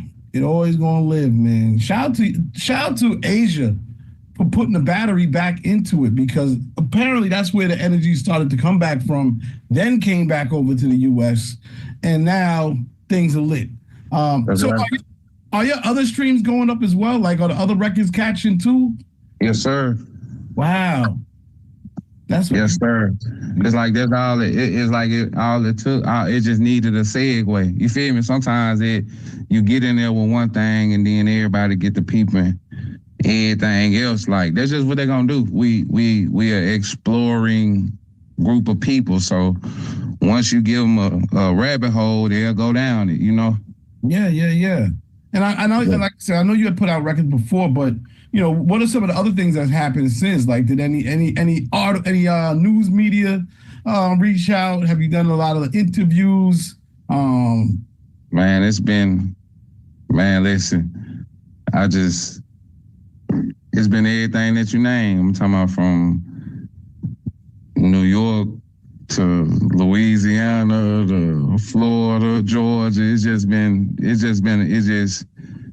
amped my career 10 times for real. You know what I'm saying? Like all the platforms, like promotional platforms, like instead of me reaching out, sometimes, being independent, you reach out and, then they started reaching out, you know what I'm saying? They started reaching out like, oh yeah, we got to get you here. We got to get you here. So yeah, it's been cool. A lot of shows, Yeah, that's awesome. Yeah.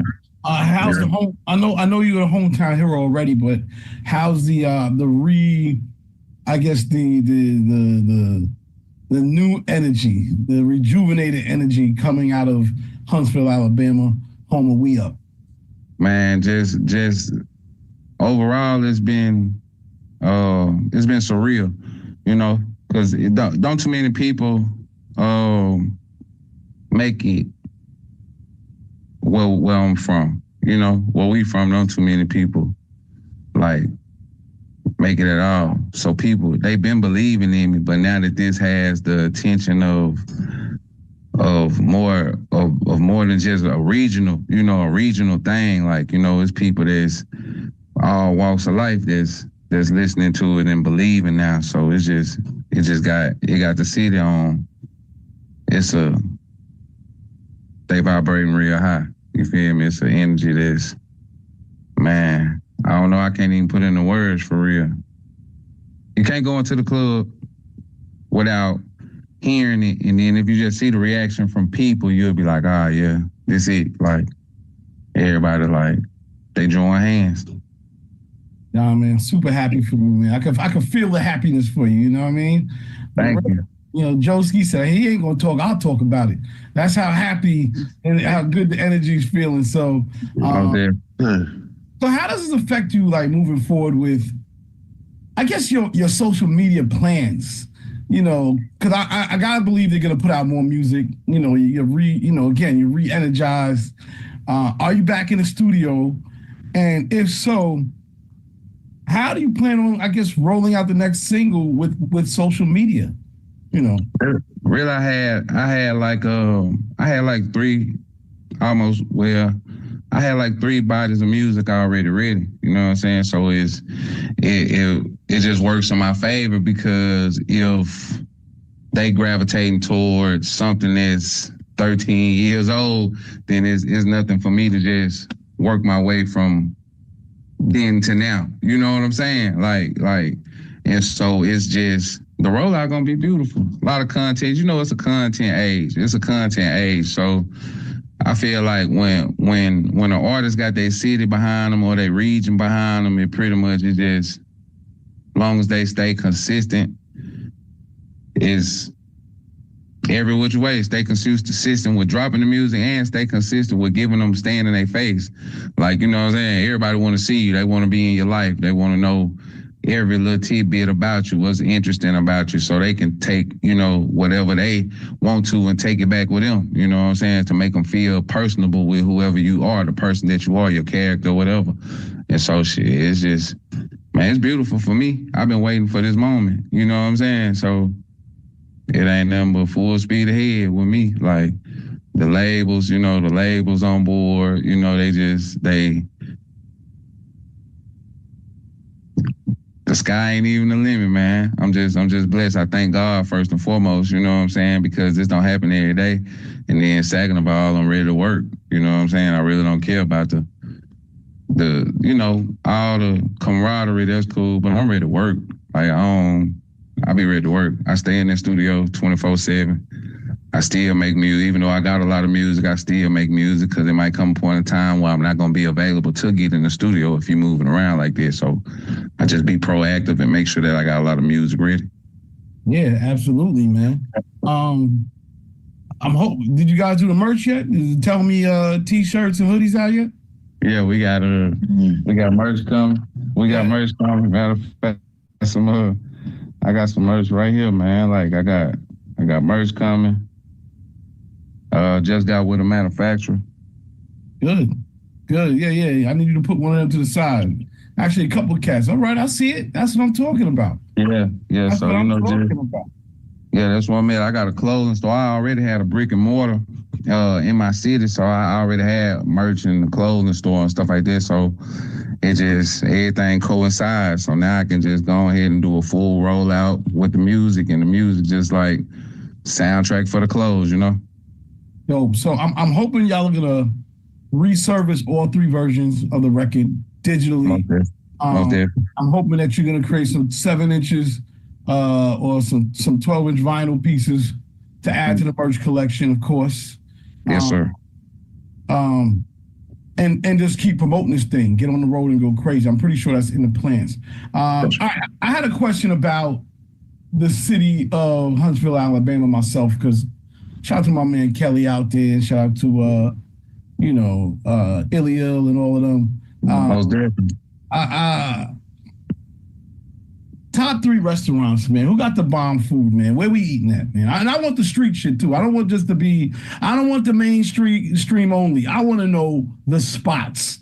Where do you go get the best food in Huntsville, Alabama? Period. And by the way, I'm putting one more thing. It can't be no chains. It only is something you can only get in Huntsville, Alabama. Miss Juju's. Yeah. Miss Juju's. We're gonna take you to G's Country Kitchen. Oh. And then Saks, man. Saks. Miss Juju's, G's Country Kitchen, Saks. Yeah. And then and I guarantee you, if you don't like it, I give you your money back. If you don't like the food, I give you your money back. Bring me your receipt. I pay for it. It's gonna be on me anyway. If you come here, it's gonna food on me. That's how it's gonna go. But at the same time, if you ever here and you go and you don't like what you getting, I got you. I stand. I'm gonna stand on it. I stand on it.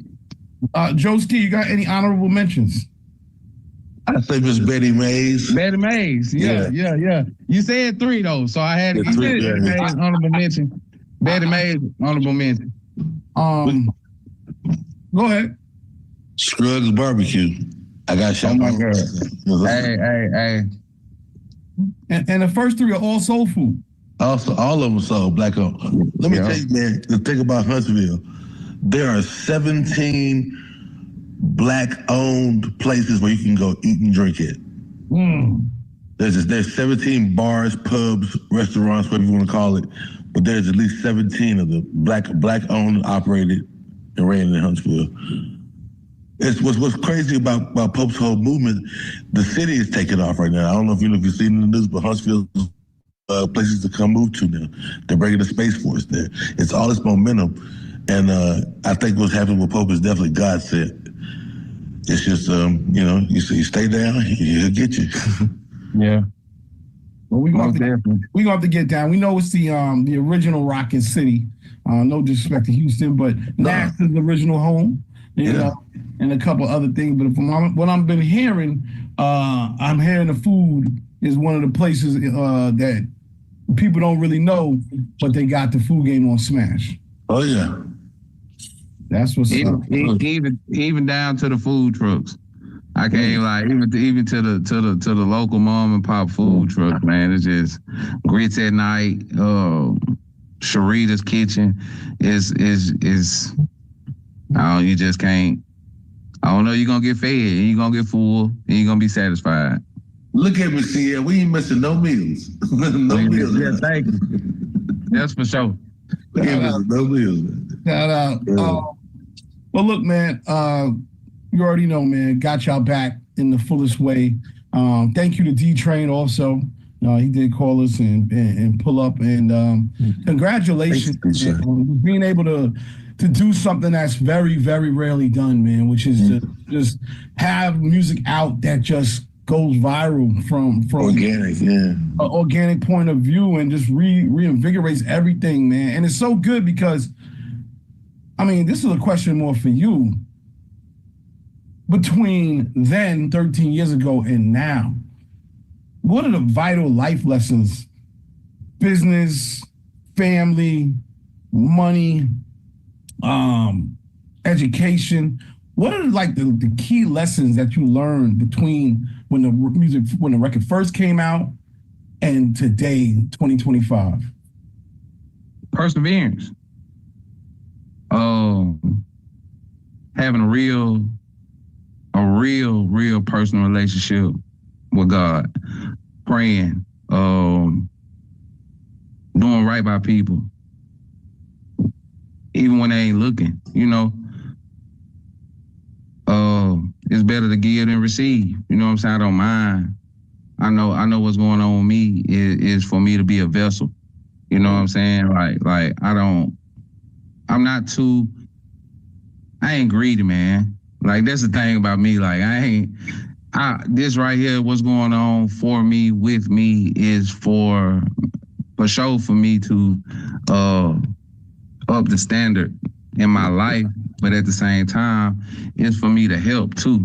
You know, help my community and it give my city hope. You know, a lot of people lost hope. Like I'm one of the oldest, if not, I am the oldest artist, you know what I'm saying, that's got this type of thing going on, you know what I'm saying? Like, so when people have seen me, they done grew up on my music, stuff like that, and they wish like, damn, man, you know, man, I just wish, man, Pope get in the door. If Pope get in the door, man, if he make it, it's over with. Like, that type of situation, and then something finally happened, and they seen me go through all my trials and tribulations, all my struggles. I'm talking about countless, numerous, you know what I'm saying? And I never gave up. And from my era, I think I'm the only one that's still producing music, especially at a level. You know, people tend to put out music, but putting out music at a certain level,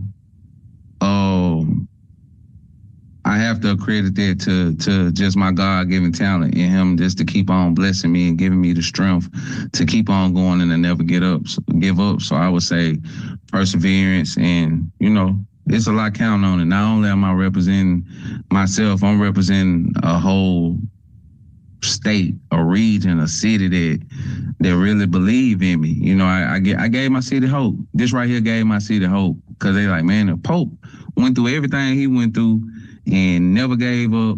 Man, I know I can do it. You know what I'm saying? It's just it's a real win for the good guys on my end. Man, I love him. You don't have to do none of that. You know what I'm saying? So you know how they be like, nice guys finish last, all this shit there, if you ain't got to do all that crazy shit. You can do right by people, handle your business, work hard every day, believe in yourself, and just make it. And just make it. It ain't got to be all that. Nah, that's good stuff, man. That was a great answer. And yeah, man, I just want to say thank y'all for jumping on for sure. But they say, thank you for having me. No doubt. They say with great power comes great responsibility. Shout out to Spider-Man. Got to do something. We have to bring an event to Huntsville, man. Got to be a music conference. Shout out to We Up. Y'all got a heritage station there too. People don't know. That is like the first Black-owned radio station in America, and we got to try to find a way to put it together, man. So, most definitely. Yeah, thank you, Big Pope, Joski Love, the legend. Thank you as well. Thank y'all, bro. God bless you. Thank y'all. God bless y'all. Most definitely. I look forward to all our future endeavors. Court Digger, go ahead. I didn't realize. The legend Joe Ski. I just gotta say much respect to the brother Joe Ski, bro. See you, brother. Killing it. I'm gonna see you soon, bro. Okay. Hey, and shouts out, yeah, man. Everybody, man. Court Digger, my guy. No doubt, man. I love you, boy. Nah, man. Thank you for all the work you put in for me and CL, man. We was at a lecture and we was on crunch time, and you came through for us. We at least had another week before we got threatened about losing our jobs. So bro, thank you, man. And anything you guys need, I'm locked in and tapped in, my niggas. Let's do it. Yeah, well, last thing, I'll get with D-Train, but I definitely want to get the DJ pack for Digiwaxx. So we got it. You know what I mean? I think that's going to be important. Because believe it or not, I don't know if people have the DJ pack out there. Maybe, locally, but go ahead, Joski, you on mute. You're still on mute. The mic button. Yes, man. Fingers is fat. I just said I don't think it's been a service like that yet. So you guys could be the first to roll it out for us. Yeah, that's right. All love is love, man. It's all love. Well, again, if anybody looking to get up with Super King Big Pope or DJ Joski Love, feel free. You can exchange. If y'all don't mind, put your information in the chat. That way, if anybody wants to do anything, interviews or calls or, we got a lot of dope DJ conference calls and interviews, and a lot of stuff comes out of this. So make sure y'all connect, all right? Most definitely that. All right, we're going to get into another record and keep it going. It's New Music Wednesday. Shout out to everybody in here. Been a pretty dope day. I always love our conversations, man. Love all the guests. Check out this record.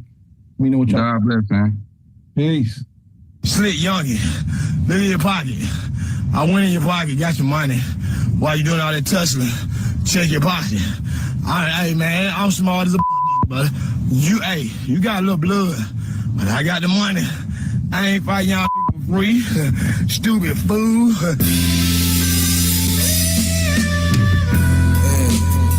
think I started right here, shot. Yeah, ball movement, got their bowels moving. Number 2 and you and brewing. We just had the balls to catch what we pursuing. Talent fluent, ain't no favorite group, but that ain't nan congruent. Or the losing, prepping for the future. I can't set it neutral. Gotta plant these seeds and watch them grow. I pray to God that overstatement, I'm levitating, displaying greatness. The way I glide across these tracks, you think I'm roller skating. This is premeditated, meaning that club fit. I'm it like a duck goose, and I don't duck you. In other words, I'm trying to get all of the fades. Like barbershops on a busy day. Put a plug in your wave, dime in my ringer, snapping my finger. Now watch how these gone in the wind, they becoming one with the trend. While they were chasing after ops, we were filling lines with pen. Working overtime for the little shine till we win. No, it won't be long now, just a little time till we end. The right position to call a play all depends on the situation and principles. Flip a switch for my kin. They catching feelings from the shape they see and see. It's crazy. Now I don't go kicking the dust. If you don't smoke, me and my shit. Bring me to your window. I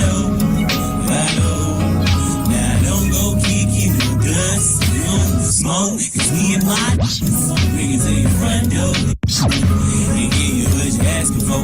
One time. It's one time for yours and 8 times for mine. Feel it in your spirit, these lyrics here are divine. Stepping from the vine, a keeling, tickling the twine. If Sean and Sean on the track, best believe it's going down. Astro hopping, don't know if I'm coming down. I place my feet upon a comment while I search for common ground. UFO, if I am honest, speaking light years ahead of the game. Pound for pound, the glow is insane. We shine on because we supposed to. Know that for sure we shine on. Peep how I glow through. Give you this light, I ignite. Take flight, this fly I'm on, I'ma need a pilot. So frequent fly your mileage. I dropped 1991, packed my bags and was gone. Living like a rolling stone, but the north still my home. The goal is to cop me one and put the slab on foes. Back it out the driveway while I'm front on my foes. Only Lord knows. And so I'm living life like it's my last days. Reggie Miller, how I move in fast pace. Ain't no last place in this rat race. Trying to get the cheese, dodging the trap, but I'm still pushing crack. Yeah, big facts, big boy, and 3 stacks with a heavy load of poetry bars that feed rap. Feedback from the ones that matter most to breed that. Pedigree that ought to give the right to boast, but keep that. I speak that, spit that, brings pressure to the heat that Keelan has provided with the beat slaps. I relapse on lyrics that flow from my spirit.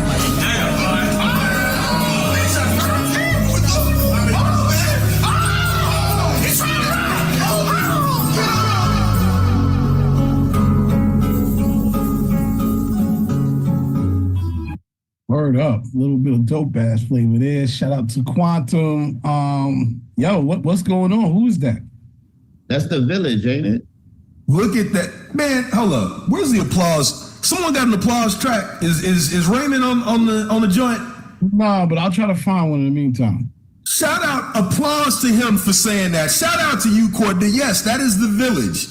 Oh no, that's the Village, dog. I just gotta let you guys know I'm back in the South, so I'm super tapped in on everything going on. Like I'm that. So yeah, the Village. That song is dope. That's the Art of Slaps. I know that shit. Art of Slap Boxing. Come on, man. The latest. That is the latest from the Village. I've been trying to get them on here for y'all. They're out of the Dallas-Fort Worth area. But that's the latest thing that they have, man. But shout out, man. I like that. I like that. Someone knows.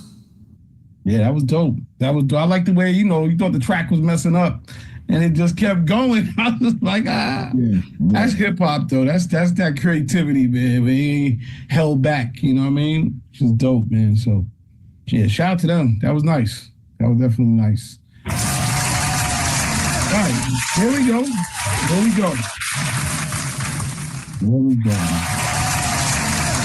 I figure that for you right there. You know what I mean? Thank you, brother. Thank you. Love you, brother. Thank you.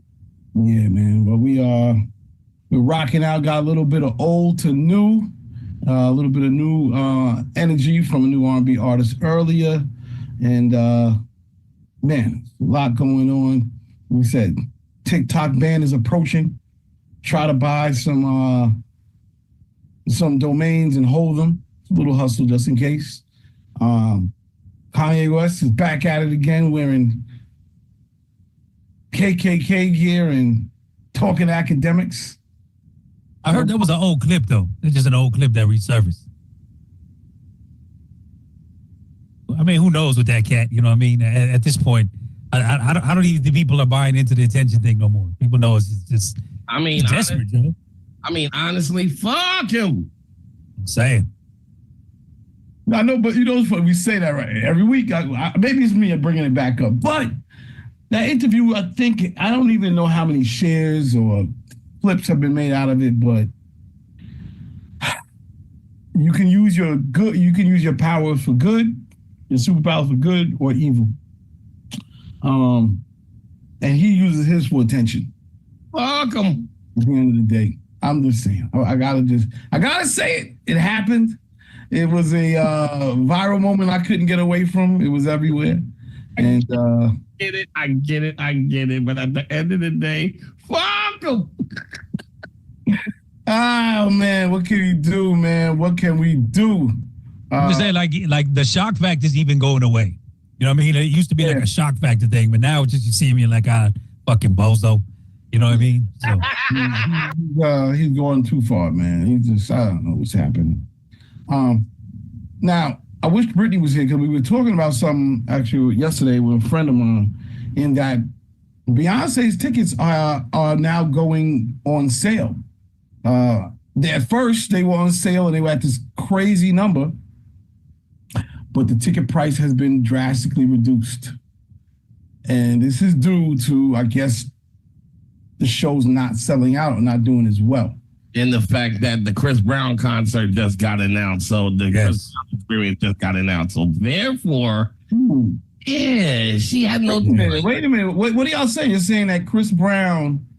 Yes, that's what we saying. That's what we saying. You know what I mean? Yes. That's what we saying.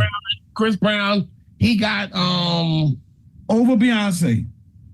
No, but he got two other people with him on that. He got Bryson Tiller and Summer Walker on the bill. Yeah, so yeah, Dundada. I'd rather see those three than to see that one. Yep. And on top of that, like she, she's doing her country tour. I don't think you're gonna get a big urban crowd to pop out for that. So she I think she took a chance on It's a good point. She took a chance on the crossover album Join, but you know what I mean? Nothing really hit on that. Where the sound you talking Chris Brown, he's promoting this as Breezy Bowl 2020. So you were gonna get a library concert. You know what I mean? Wow. His catalog. He has catalog. He does. Big Will Gamble. Hey, peace, everybody. I didn't want to say too much. I just want to say, I guess everybody did switch over, flip over with her. You know what I'm saying? They left her hanging on that one. Because everybody going to want to go over to the countryside. So I understand, though. But she took a chance. She shot herself with her foot, kind of like with that. But ones to ride or die with her, they going to still ride with her. But yeah, they didn't do that with her. So she's got to deal with it, though. She took a chance with that too. I mean, yeah, she took a risk. I think she would have did better in Southern Soul.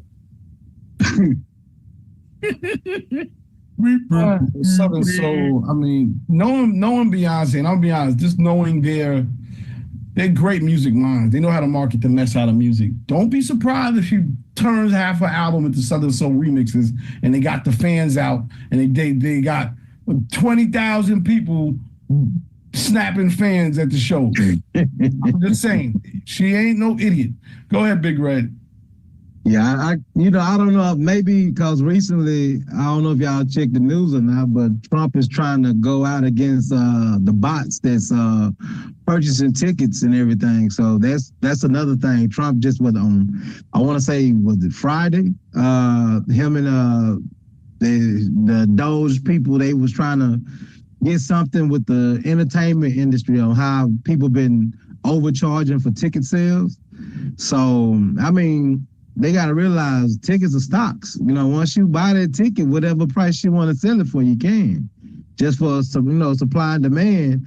And I'm guessing that the pre-bought tickets, they're not as selling as well as they thought they was going to, because everything got bought up so quickly.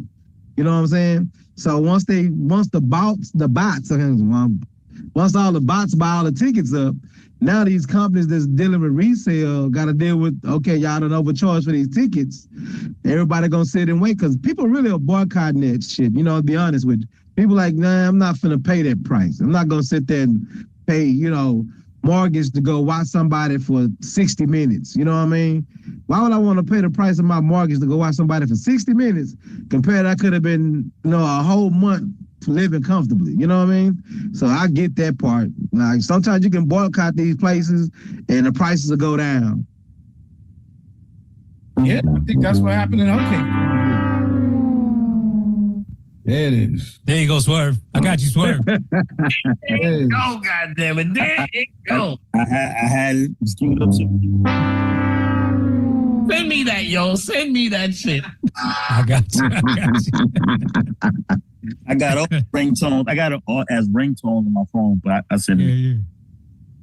I want to use that shit for every whack artist that we come across. Bro, I bump a fail sound every time people get into a scrap at a fight in a bar. You know what I mean? They all get an effect. You know what I'm saying? Yep. See, Raymond. See, I gotta sing. Because you use a Rodecaster too, Raymond, right? Raymond, you use a roadcaster as well? No, I'm direct feeding through an interface. Oh no, I'll send y'all the sound effect pack. Oh, yeah, sitting that to me, swear I need that. Oh yeah, I need all of that. The sounds are better than the song. I need that, man. For every time I have an artist that get on and don't do well, I need that. I need all them shits. That's gonna sound. I'm gonna send you the file. C-Styles, I'm gonna send you the file. Yeah.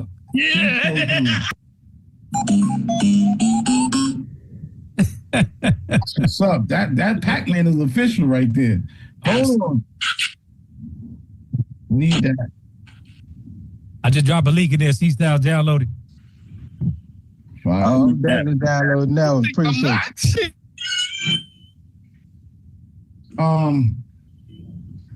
I guess we should get into some more music. Shout out to Kid Capri. He's beefing over the Martin voice shit. There's a lot of stuff going on.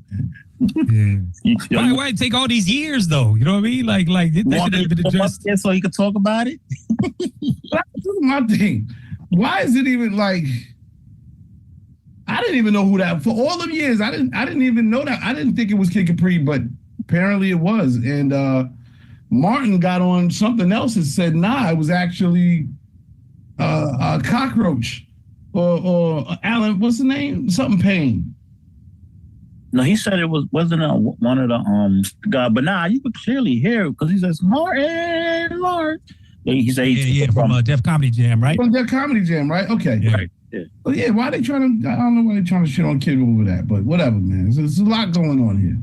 A lot. He said he let it breathe for the whole time it was on until it made the reboot, and then they still didn't give him his credit on a reboot, and was still using it. So, which that's kind of crazy. I mean, during the whole original thing, he didn't put any legal term, to it about it or whatever, fighting for it. But I don't know. So now I guess he's taking action. Maybe we should get him up here so he can tell his story the way it is. Oh boy, we get more of the exclusive. All that shit is so old, but at the end of the day, it's what's the? I guess if he's getting content, right? If you're getting publishing for it, I get it. But if you're not, what are we doing? And speaking of that, being at the whole AI, so which we talked about, you talked about like TikTok making money for all of us up here, even the DJs. Just doing voiceover work is a business. And being with AI in the whole situation right now, using that, people be needing drops, certain things for commercials or people doing ads. You know what I'm saying? They need voice behind it and everything. That is a space that we all should look into. You know what I'm saying? Some people don't have a voice, but using AI to help us and kind of create the voice that maybe people are looking for can generate us some money. So yeah. Yeah, there's a way to do that. I'm not mad at hiring a person, but AI does a lot, man. People are now running entire marketing agencies off of AI. I don't know. Wait, so you were saying create a voice? Like, what? I'm confused. What are you? I'm kind of confused on the what Swerve was saying. Swerve? You was trying to say the AI gonna be calling you your house saying you got a job interview today. I'm going beyond that. Shit. No, I mean, like I wouldn't be mad though. Aren't people testing AI right now to do news on radio and gossip? So like we played a few artists that we thought it was them, and it wasn't them. It was AI. So for people for companies that need let's say Wendy's, you know what I'm saying? And they need voiceovers for a certain product or whatever it is. You know what I'm saying? You can possibly win in that area, or if you have a voice or whatever, but or you could put it in AI, manipulate it, have it sounding like a woman, have it sounding like a man, whatever, you know, to do these things, eating drops, stuff like that, you know. You're right, Swerve. You're right, big time. And that's something I will definitely look into. I like doing the voices, but I'm gonna tell you something too. I seen a guy on the call, IG Live the other day, was playing a song that he wrote and sang, but he did change it to an AI, and he had a girl doing it sound just like the girl. I wouldn't even know if he wouldn't have told me it was a female singer. Okay, so I guess what y'all saying is like this is an original voice. This isn't somebody's voice trying to be emulated like a celebrity, because that's where I was confused. Okay. Oh, that is when you're supposed to. If I try to make a voice sounding like you, and I'm gonna run a show and try to pretty much replace you or use it for something else, yeah, you know that's legal. Battle. Yeah, that's like that ain't the move. Like at all. That's not the move. You can't say, yo, I'm gonna get somebody that sounds like, you know, Kevin Hart, and I'm gonna go ahead and do something, you know, it's gonna be Kevin Smart. It ain't gonna you'll get sued. You'll lose on anybody's stuff. But if you but don't think for a minute now these celebrities are not probably licensing their voice to these AI companies and AI programs just for that reason. Because I remember a time they were flirting with the program because, you know, radio, how everybody's voice tracking in so many different markets. Right. They basically were taking someone, and we'll say for instance, even out of San Diego, right? And they would be able to upload their voice into the system and make them sound like they had a Texas draw. So they would be like they was airing in Houston. You know what I'm saying? Or same idea. New York, give them some New York swag or whatever. You know what I mean? But that's what these programs were doing. And I believe I heard Spotify was even playing with some of that stuff with almost trying to do like live radio type scenario, almost kind of like what we do on our platform, how I host my channels and whatnot. They were incorporating AI personalities into some of their channels, you know what I mean? Some of their playlists. I know one voice in particular, somebody gonna probably try to hijack. Famous voice. He's Morgan Freeman. No. He's passed away. James Earl Jones. Yep. But I mean, that's different if you're licensing, or the estate, or if you're still alive, you're licensing your voice. But if you're just trying to take people's voices, that's where. Yeah, I mean, that's the wild, wild west of the AI that we all scared of. You know what I mean? Yeah, like. Can I tell y'all something right quick? They got it's an AI app, and I tell you, I mess with it all the time. It's called Character AI. They got pretty much everybody y'all talking about, and I guess they all agreed to it.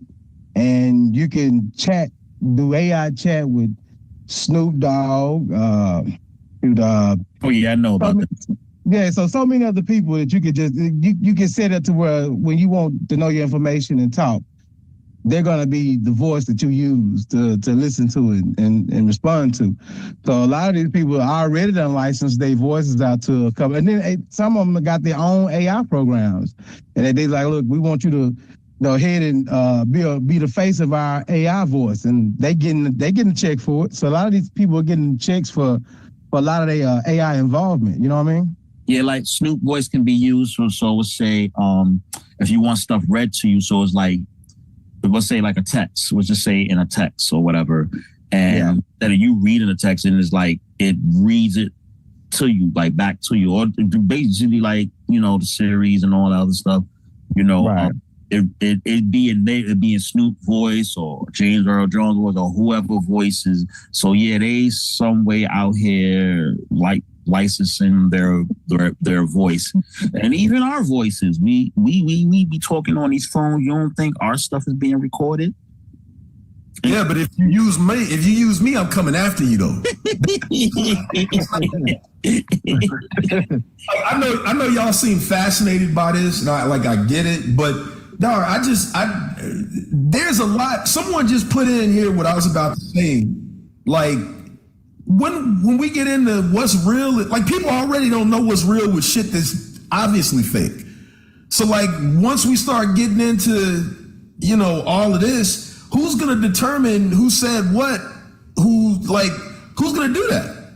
I mean, I told you years ago that it's going to get crazier and crazier. You know, you got people that's not honest in this world. So you got people that's criminal that's going to try. They're already doing it now, especially they're using it on older people because they know older people are not tech savvy. So they be making these phone calls posing as grandma or grandpa is such and such. You know, I need money, blah, blah, blah, blah, blah. Things like that. And it sound like them, and they not knowing what AI does, and people using people's voices, and they know who to target. They know. Yeah, but what about the person that actually does a crime, right? But then they can just sit up there and say, "Oh, this was AI." You know what I'm saying? Like it's madness. It's gonna turn into madness. So I'm not fascinated by this shit. I'm gonna be honest. I'm not fascinated by it. I don't look forward to it. I know people don't like regulations, but this shit needs to be regulated because it's going to get out of hand. Of course, I agree. But the thing about it is, the more people that feed into it, just like the social media over time, everything more and more, it's going to be you versus them, us versus them. You know what I mean? And we're going to lose because more people out here is going to feed into it and want to take it out until things turn on us. Then we're going to want to fight. But around then, it might be too late. I don't know. We don't know what tomorrow brings. We just got to cross our fingers. Let's play the song. Who's going to run a record? Run a record. I love that. That's the Bow Wow we all know. I fucks with that record. Groovy movie stamp. Yeah. How many samples is this guy gonna be doing? That's all Hitmaker does, dog. If you ask Hitmaker, he would tell you that's all he does. No, it doesn't matter as long as it's a good use to the sample. Yeah. I mean, his name is Hitmaker. His name is Hitmaker. No, I mean his producers do a phenomenal job. I mean his producers do a phenomenal job. He just it'd be a difference if he didn't do the record justice. He did the record justice. Well, his producers. I'm being more because all he do is just be like, yo, yeah, do this, do that, or whatever. He got a whole staple of producers, but they do. With the combination of him and Chris Brown, it's still stamped. You know what I'm saying? So talking about that tour, the pre-sale went on yesterday for Chris Brown, and my homegirl was trying to get him. This was in L.A. She was the 73rd,000 person in the queue waiting to get the tickets. You know what I mean? So off of the first day, they've already added 2 more shows, another one in Vegas, another one in L.A. So that Breed Boy, I think, is going to go up. Like I said, you're going to get a catalog of music from him. You know what I mean? And we talk about Beyonce, whatever. She's promoting that as just around her Cowboy album, and well, you got to think, Raymond, it's been a while since Chris been doing a show. So, like, Beyonce just, what was it? What's the 25? Then she just got off a tour in like 23, something like that. Nah, Chris was moving around last year too, dog. I think he did have a show. He was. I mean, you talk about even the end of the year, he sold out like a whole weekend in Africa. They was trying to ban him, but he been moving around. But this tour is dedicated to 20 years of him. You know what I mean? This is his 20th year since he debuted in 2005. So I'll say this about Chris Brown that I find pretty dope. Not only is he talented, we all know that, but the story of Africa was pretty amazing because, if you try to book a Chris Brown or a Drake or we're talking about A-list celebrities, these numbers are like through the roof, the amount of money they're getting. I mean, they're through the roof. And Chris Brown actually lowered his price to be able to do those dates in Africa, which I thought was really dope. And they sold out just like this. You said it's 73,000 person in the queue. That's, I mean, that's like front row LA was like going for like 1,600. You know what I mean? I ain't gonna lie, we copped some tickets between me and my other homegirl, like another couple we fuck with. So we gonna catch him in Vegas. Wow. Make a Vegas weekend out of it. Yeah, but the fact he took less to go to South Africa, I fuck with that because he doesn't have to. And he sold. It was like the biggest stadium out there. Sold it out 2 nights in a row. 2 nights in a row. Like I think it holds like 95,000 people. Imagine that. 2 nights in a row. Sold out. Africa too. Yes. Yep. When they was hating on him, they was trying to deny him from performing out there.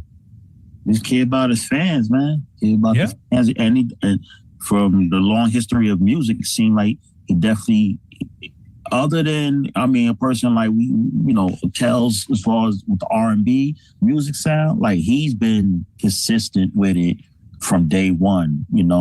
Whether it's been slow jam, love type songs to a fast joint, even touching like EDM house. You know what I mean? He's been, even his rapping ability is dope. Like he can outball some of these rappers out here. But music, he said it in one of the interviews, like he got enough music to put out 10 albums without him recording anything new. That he does that much. He got that much music in his catalog, and it showed. He did like one of them albums, like 30 songs on an album. And that album was fire. Yeah, he actually one of the ones who started that way. Yeah, he got hip on the streaming. You know what I mean? So he's putting 30, 40 songs on a project. But I trip on this though. So Chris Brown's only 35. Usher's 46, right? Chris Brown definitely is going to get to Vegas looking like 10 years. You know what I mean? Same way Usher got it. Hopefully by then we'll see Chris Brown do a Super Bowl. You know what I mean? I think he definitely has the catalog. He could pull it off. Oh yeah. Will they do it? Would Jay-Z do it? I think Jay would do it with Beyonce. I don't think he would do it by himself. Well, no, I'm talking about would Jay-Z sanction Chris Brown to do it? I don't see why not. Like I said, there's still the bullshit public on his violence cases, but I mean, people still support the NFL, and you got hella woman beaters in the league, convicted. You know what I mean? And we still pop out every Sunday, and hella women for the games too. So that's what I say, selective outrage, man. Yeah. Selective outrage all the time. It's a hard case right there, but Yeah, I mean, I'm not condoning nothing, but the dude was what, 15? That was come on, man. They you know what I mean? Took his control. I mean, him and Riri's even come out and said she was wild too. You know what I mean? Like they done squashed it. You know? Yeah. They see each other, they give each other love. You know? I know it's probably each one of us got some history with some females, and we see each other. It was all right, cool. We good now. You know what I mean? Facts. It's a part of life. You know what I mean? Part of life. Part of life.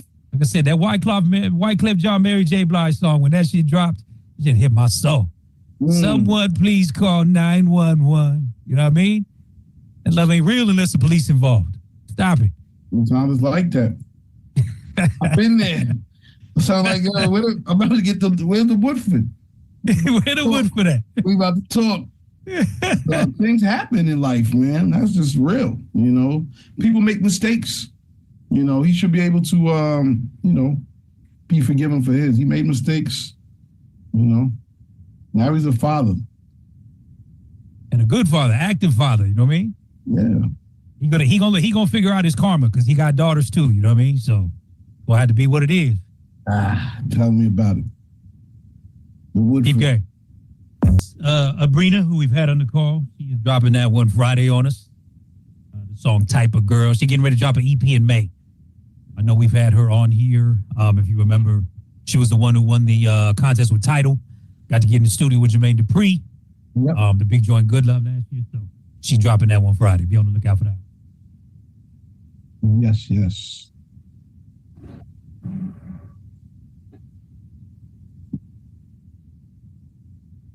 What's up with your Knicks? They spin that one at an event, Raymond T. This B-Tip.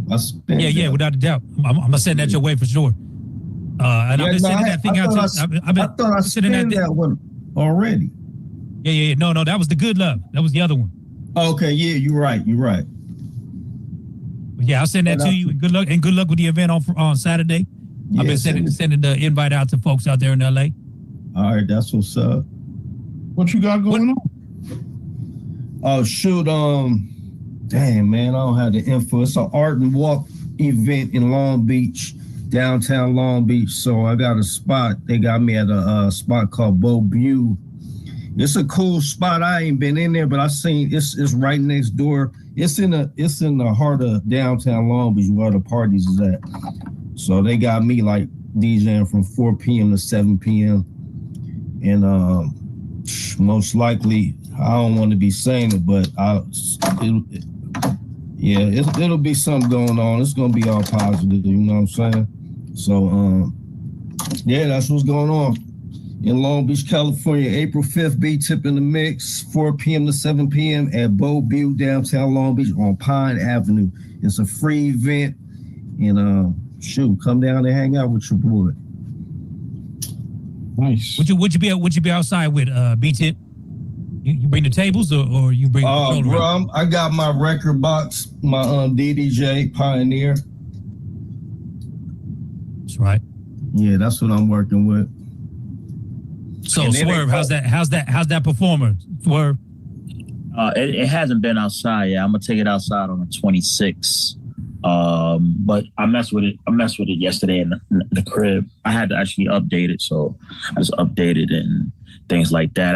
I was going to say too, I asked who has, I was telling Cia earlier that I messed with the Apple thing. What was it, last Friday? It was a song somebody asked for that I didn't have. And I said, what? And they had an Apple phone, so I was like, okay, airdrop that to me. So they airdropped it to me, and bam, it popped up in my, turn my Wi-Fi on, and then I popped right in my computer, and then I played it right then and there, and had to really search for it. They just airdropped it, and it was very convenient, just for that one song, and then, everything else was played for them. So I messed around with it. I don't know anybody else that been outside and like messed with it or whatever, but yeah, it worked out. Are you talking about streaming the Apple Music? Yeah, Apple Music, yeah. Okay. Oh, you did. So you're streaming using the you're not using MP3s now? No, I am. I'm saying, I was telling the story is somebody asked for a song. I didn't have it in my library, everything. So they were showing it to me from their Apple, music. So I said, yeah, airdrop it to me. So they airdropped that song to me so I can have it in my Apple thing. And then it pulled right up in Serato, and I just dragged it to the deck and it played. No problems, no hiccups. Yeah, so you definitely are taking a 50-50 shake, right? On the Wi-Fi being solid. Well, this is at my residency, so I have the Wi-Fi there. So it's pretty, stable for in there. And I have used Wi-Fi, downloaded stuff on the spot if I had to. But it worked for me there. You know what I'm saying? So I just tried that literally like Friday of last week. It was just one song. I said, let me see, if it what it do. I had to be the guinea pig, so I tried it out. All I'm saying is, for those that use like Tidal and Apple Music, if y'all doing them boat parties, y'all better go buy them little personal hotspots. Yeah, straight up. Out on the water? Hell yeah. Yeah, because if not, your ass gonna be shout. You better have your crates together. Nah, like I said, that I mentioned, that's just if someone asks for something you might not have. For me, it's not a thing I would use all the time. I'd rather have the actual MP3 of the song. It might be something, you could do a wedding. Somebody might just ask for something or give you money. Hey, here's do you got such and such? And big facts, big. Oh, wait a minute. Give me a second. Get your money. Give me a second. Let me see what happens. Nah, I got you. But I don't want to make it be known, because I said this to another DJ. Because if these artists, any artists on here, hope not. Because if they know, we can get me to play up. Nah, bro. You know what? I let my subscription go yesterday. I don't got it no more. I'm gonna tell you where the benefit come in, right? Let's say you get a artist that has his music out, and you just really don't, play that guy's music. You know what I mean? But he pretty much got his whole catalog probably on, he got it streaming, right? So you can basically, even though you probably won't have the instrumental, something that he can, you got his music because you was like, yo, so-and-so is in the club. Oh, is he? Yeah, man. Old school. Old cat that bumped back in the day. Really? All right, go on play a couple of these joints right quick.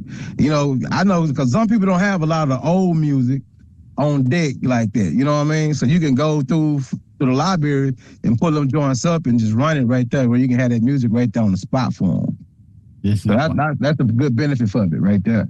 This is why I tell everybody, make sure you do crate work so you don't have to resort to those kind of things, especially the younger cats. Do crate work, man. Get them MP3s up. Get them records up, man. Because if you don't have Wi-Fi, you're going to be shit out of luck. Do your crate work, man.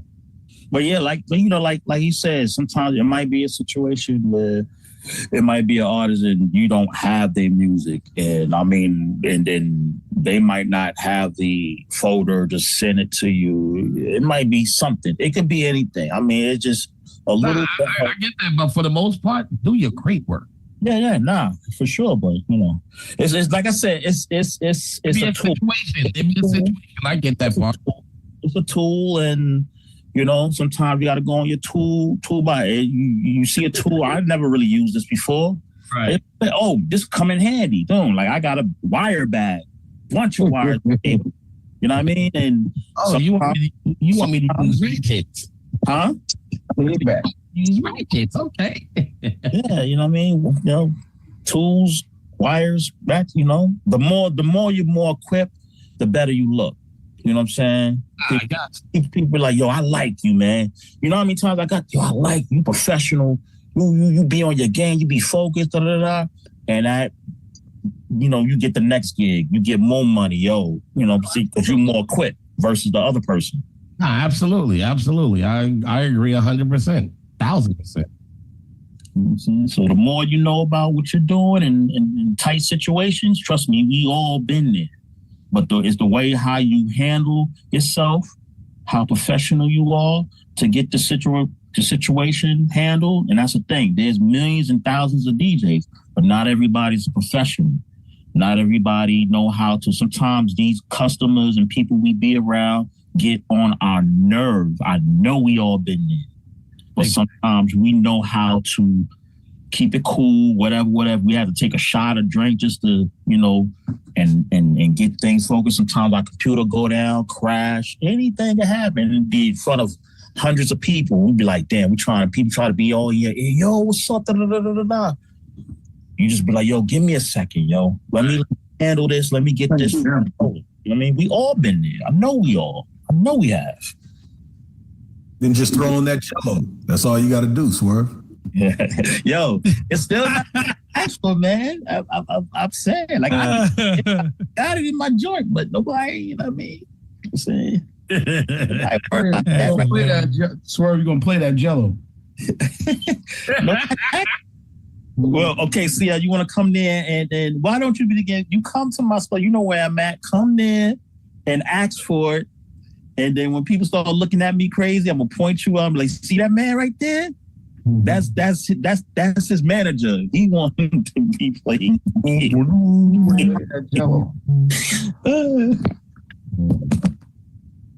when you asked about the Knicks, just want to say, we have a little bit of hope, man. I think, like I said, I was tripping on that April Fool's joke. That shit spread like wildfire real fast. That Tom Thibodeau was getting fired. That was crazy because Pete Rock really don't come off like Pete Rock, the one who did it. April Fool's guy, and everybody saw that was losing it, but that was dope. That was good. Shout out to Pete Rock, he got it. That was good. Yo, was it an April Fool's about In Music buying Serato DJ Pro? It might have. I don't know. No, I heard that was real. I thought that was real. I thought that was real. Real? Because it came out on April 1st, so just wondering. But I haven't seen no video, no YouTuber content creators talking more about it, elaborating more about. Go on YouTube, it's on there right now.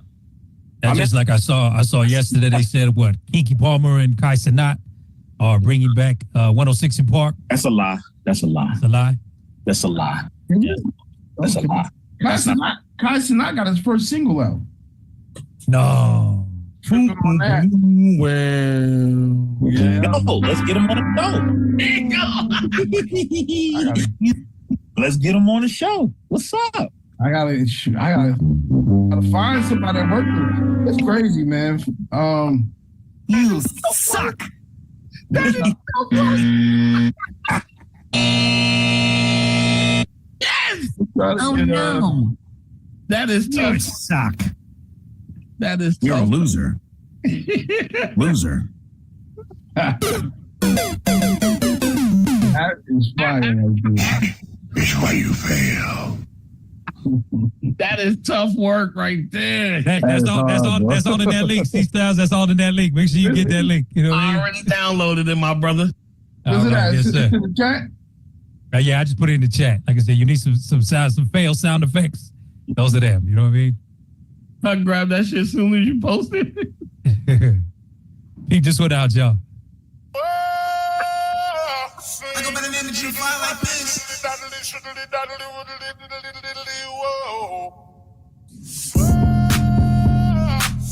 Hey, she got a nigga like ass fat like walk him down like ay, pack loud like talk to him low peasy. When it slap like this, don't touch it, don't change. Don't slip in the city, stay strapped, stay dangerous. Call it what you want, Ben Frank, my lane. Go get it on the side, and we with it on the side. Hey, freak bitch to the crib, let me fuck something. Put your hands on that table, don't break, baby. Do it with no hands, she ain't even gotta touch nothing. I'm trying to make the bitch leave, but she keep coming. Chop it ass, chop it down, yeah, I'm on that. I'll walk them down, make them run that. She got a nigga like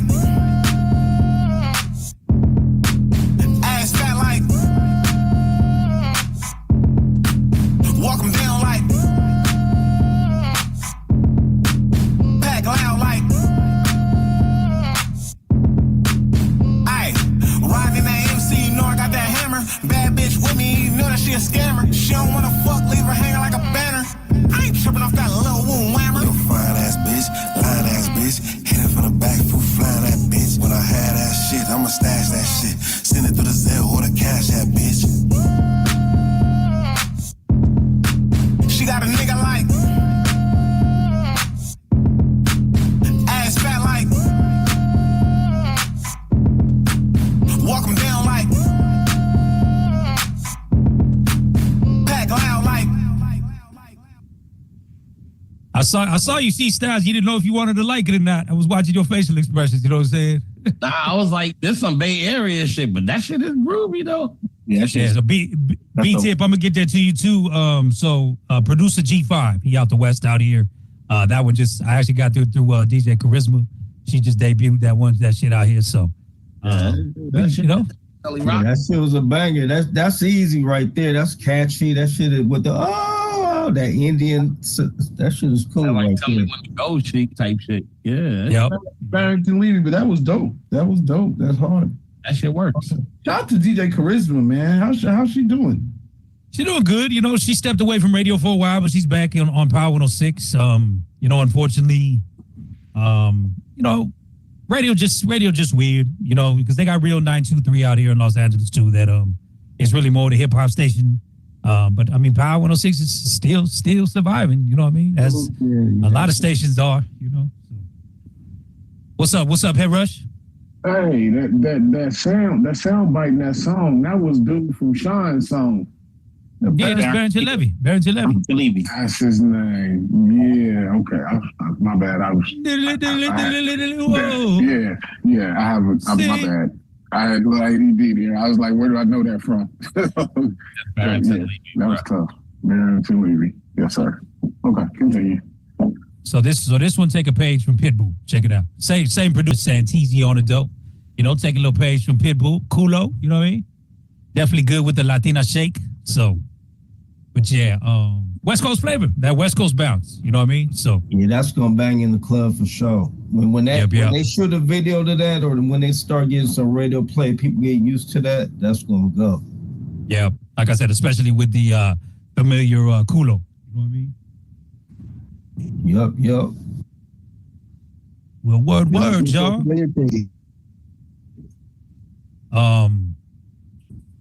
Big Red, you hear anything about the artist Doe Man out your way? What was that you asked for? Doe Man? I think I heard about Doe Man a little bit, not too much, man. Really can't tell you too much about Doe Man, man. I think he's out of Fort Worth. Yeah, see, that's the reason why I probably ain't heard too much on him, man. A lot of cats, that's surfacing now, man. We got so many artists, man. It's hard to keep up with them. It's a lot of them popping up out here, man. I mean, we talking about almost like hundreds of new rappers coming out. Crazy. Yeah, it is crazy. But question though, God dang it, what's my dude? I wonder how my guy doing out there in the Bay, man. What's my guy name that's out there?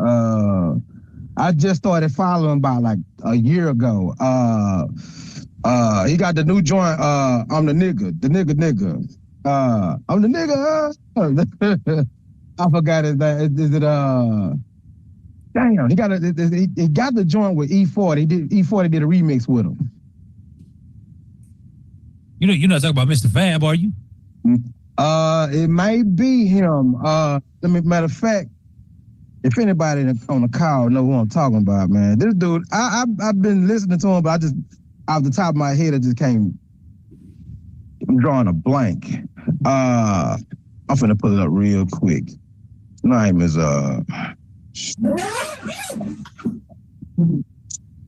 let me see. Boy name is If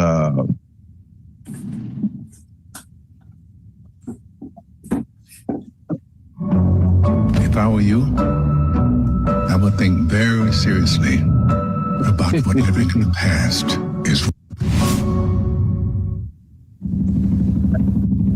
Can you promise me I won't get messed up? Taliban can't touch this. If you ever catch me in some sort of dopey group therapy, you have permission to kill me. So we're all here. Who wants to start? My name is Merritt, deployed to Afghanistan in 2016. Okay. Aren't we better than this woe is me? Ouchie, my feelings. Let's get out of here. Be quiet. Merritt. My boy named Pookie F and Rude. Everything okay? I'm sorry.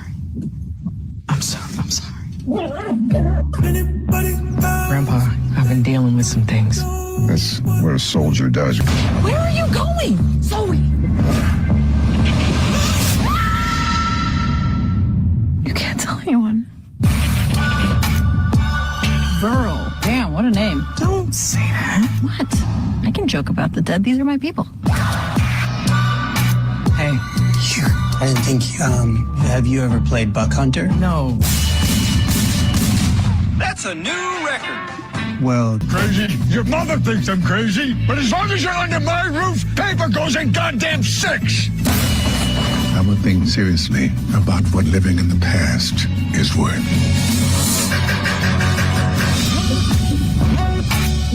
Why would you re-enlist? The world is not my oyster. You think the world is my oyster? I'm a black woman in America. With a lake house. It's my grandparents' lake house. It is. Oh, shut up.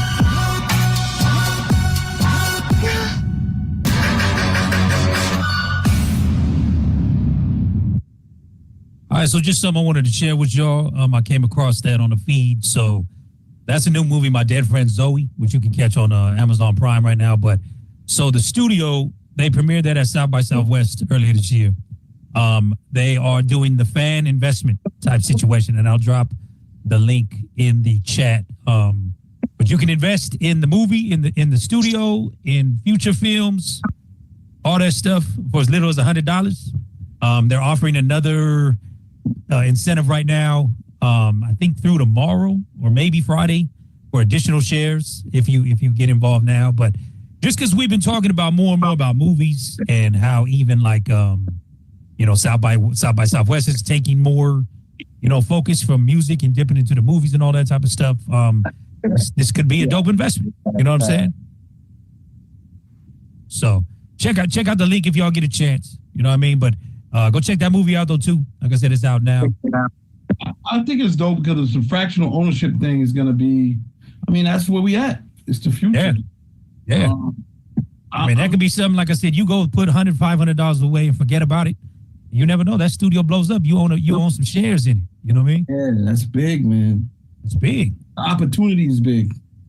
And not that they had some good actors in that film. Yeah. You know, so that's my kind of language, the movies. Yeah. So the story of that, if y'all didn't catch off the preview, the homegirl loses her homegirl in the war, and then she still sees her. You know what I mean? Even though whatever. So that's what the title of my dead friend Zoe. So, like I said, go peep the movie. But I just thought, furthermore, like I said, that's not a heavy risk. You know what I mean? You might just go throw an investment in there and forget about it. You never know what that is in 20 years or whatever the case may be. You know what I mean? So, with that, I think we may bid farewell. It's been another amazing Music Wednesday, I know. Any dope movies out there? To watch, stream. We talk music. What you mention movies? Anything out there? Share. Question, man. I haven't seen anything. Nothing's really got on my radar. I don't know what's out there. Dang, that's a good question. It ain't like it used to be. I am gonna say Paradise is a good one if you want to watch a show. And I'm on Daredevil. I can't lie. I like Daredevil. A little knowledge on it, but not. You mean with the Omnis or any of the Alpha Data controllers? Man, I'm the one I'm messing with now. I just got a spot on Sundays, and the guy bought one, and he was like, "This is what you're gonna be using." And I'm looking at them like, man, this state of the art, man. For as like, dang, I've never seen anything like this. Cause it's all touchscreen, and I was. Is it purple? It's purple. Nah, it's black. It's black. It's black. Oh. They made one before. I think it's the XZR or something like that. I'm not 100% sure. VXR, whatever it is, but it's the latest one that just dropped. Got Serato, just do regular stuff. You gotta do. No, I'm saying as far as like the setup on it. Like I'm trying to get it to set it to where I'm comfortable with, because at first I was thinking that it was like a Pioneer system, but it's not. You know what I mean? So they was like Pioneer is done making those versions. So from here on out, they about to phase Pioneer out. Ain't gonna be no Pioneer. Alpha Data over. Yeah, that's what they said. Pioneer actually bought them out. That was whatever you got now that got Pioneer on it is gonna be it. Everything else is gonna be Alpha Theta. Yeah, everything's gonna be Alpha Data. So Alpha Data brought Pioneer DJ. Not getting Pioneer DJ. Right. Yeah. That's crazy. For all those Pioneer fanboys, hey, good boy. I'm still on my S9 and S11. I'm still on turntables, so y'all go ahead with that. That's 9 for life. That has 9 for life. Timberland joint is real crazy on the low. He's gonna have people. This is real fella type vibe. Crazy. All right. That shit's groovy. And he was front on it. I ain't mad at it, dog. I am not mad at it. He got 10 joints on there, y'all. And like I said, it's just one of these. Put it on, let it be. Go get on the grill. Do what you doing. Get into that other money. Yeah, I need these joints. I'm gonna tell you, Swiss is probably next. You know what? But Timberland. More producers should do this type of music, because you see this right here. You're gonna hear this in the store, because they ain't got no lyrical content to it, so nobody can be offended by it. This is gonna be played at Walmart, Macy's, the elevator in your office building, like wherever music can be played. You're gonna hear this type of song. You're gonna hear these songs. This is soul music. It's clean music. Well, producers can live on. It's like, you know what I mean? don't need lyrics on a joint. You know, I got instrumental albums out there. I put it in the comments earlier. I said Timbaland is on his Herbie Hancock shit right now. Herbie Hancock got songs that's getting played in elevators all across the world. You don't even know it's his music. Like Paul Hardcastle. Come on, man, these type of guys, they made music like this back in the day, and they didn't have no words to it, but them songs are everlasting. No, he's definitely using the new technology, that stuff, the company that he's invested in. He's using all of that in this stuff, though. So you know how they did that old school movie with Kevin Hart and them doing a boxing match with a robbery in Atlanta? You remember how they did that movie and all? You know how they take all these older style movies and update them with new actors? Talk about Fight Night. Fight Night. This is the type of music you'll hear in movies like Fight Night. So now that's a different check. And I ain't gonna lie. See, you made me put this one back in rotation. I saw this on your story and I was like, oh. That's line? Absolutely. I need to put this back. I use that all the time. That's the type of stuff I like to spin right there. That's why, you know. This is what I spend. This is the type of stuff. Exactly. My radio show is on this type of time. I'm playing Lakeside. I'm playing Central Line. All of that. I like the classics. You can never front on Eve Arlington in the Hall of Fame.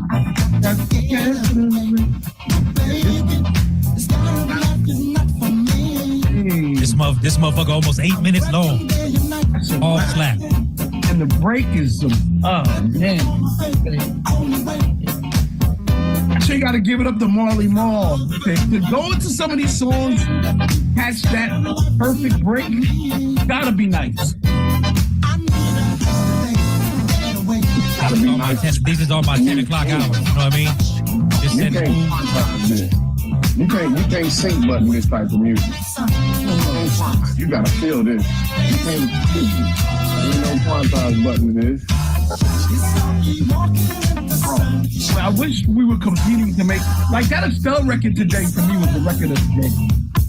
Yeah. That Estelle record was the record of the day to me. Yo, this is the type of music I spin on my radio show every weekend. There you go. Send a link to that, C Styles. Live inside the top. Yeah. Send a link to that. Send a link to that. See, are you post uploading to like Mixcloud or anything like that? Yeah, I'm on Mixcloud. But are you post like after a show? Are you uploading your show?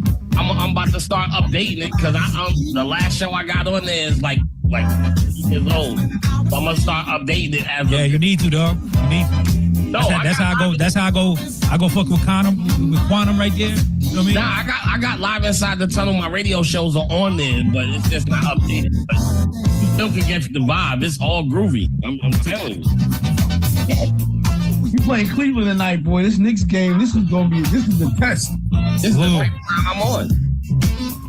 Hey, Ray. How about that instant karma from last week? Man. I thought I was fucking with you because you was in Indiana. I forgot you was a Bulls fan. Bulls fan. And then the Bulls came back the next night and did it back. We fuck around and blew that game. Lakers beat Indiana on like a 3-pointer. Yeah. No, we won on a last minute tipping. Last minute tipping. Right. Okay. And then so I hit head rush. I was like Lakers, but I forgot he a Bulls fan, and then we fuck around and blew it against the Bulls the next day. That's hilarious. Crazy thing about the Bulls, they stole that game in like 3 shots. Like it was a little layup, boom, hit it. They took it out of bounds. Bro stole it, kicked out for a 3. They shot it. Lakers went down, scored. White dude come down court, half quarter, and all LeBron. Yeah, let me get that 3. I'm out of here.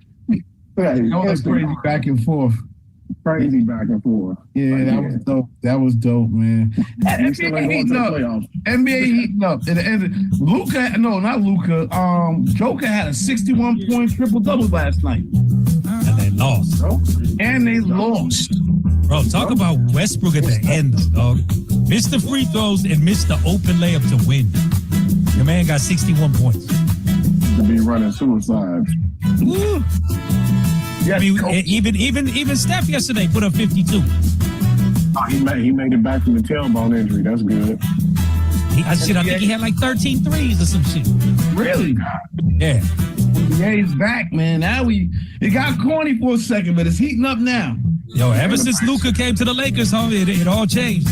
It all changed. My big prediction went on a winning streak, put themselves in the playoffs. My big prediction is what's the name ends up on the Lakers? Jokic.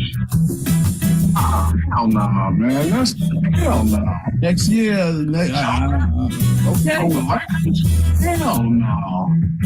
Talk about stacking teams. I mean, the Lakers are different, man. Lakers are different. LeBron got one more year than what you said. That's why they got to do it now.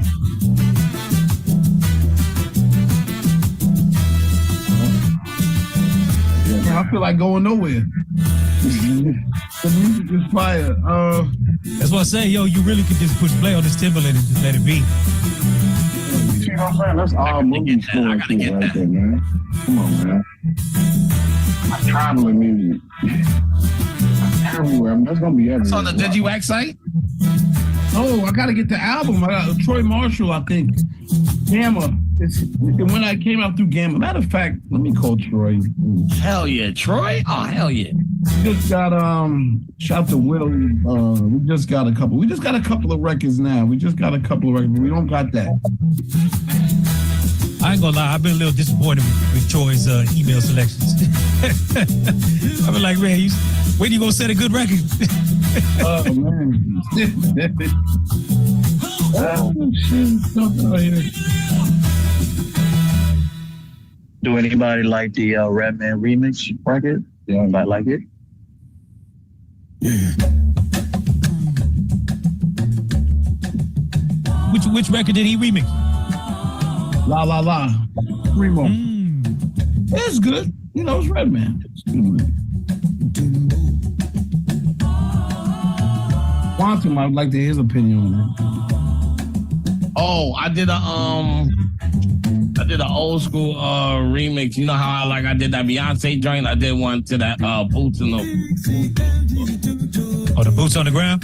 Yeah, I did a to that. Oh, throw that in the chat. Throw that in the chat or something. I'm almost done with it. I'm gonna be done with it tonight. Now I'll let y'all know. Okay, for sure. I got y'all. Now for real, see 2X on the hoodie. Groovy movie. Let me know. I already wrote it down. I already wrote it down. Groovy movie hoodie. I got you on, man. I got the shirts done, but I'm gonna get you a hoodie. Hey. Crazy. Hey, you tripping me out there, right? In the hottest climate of the country and still rocking a hoodie. Cause I be in shorts all the time. So it's my balance. The West Coast thing. Yep. Every time I'm out of state, everybody don't even gotta ask. They go, "Oh, you from Cali?" Say, "Hell yeah, you know this." Yeah, because you got shorts and a hoodie. Definitely. Shorts and a hoodie, socks to my knees, baby. Yep.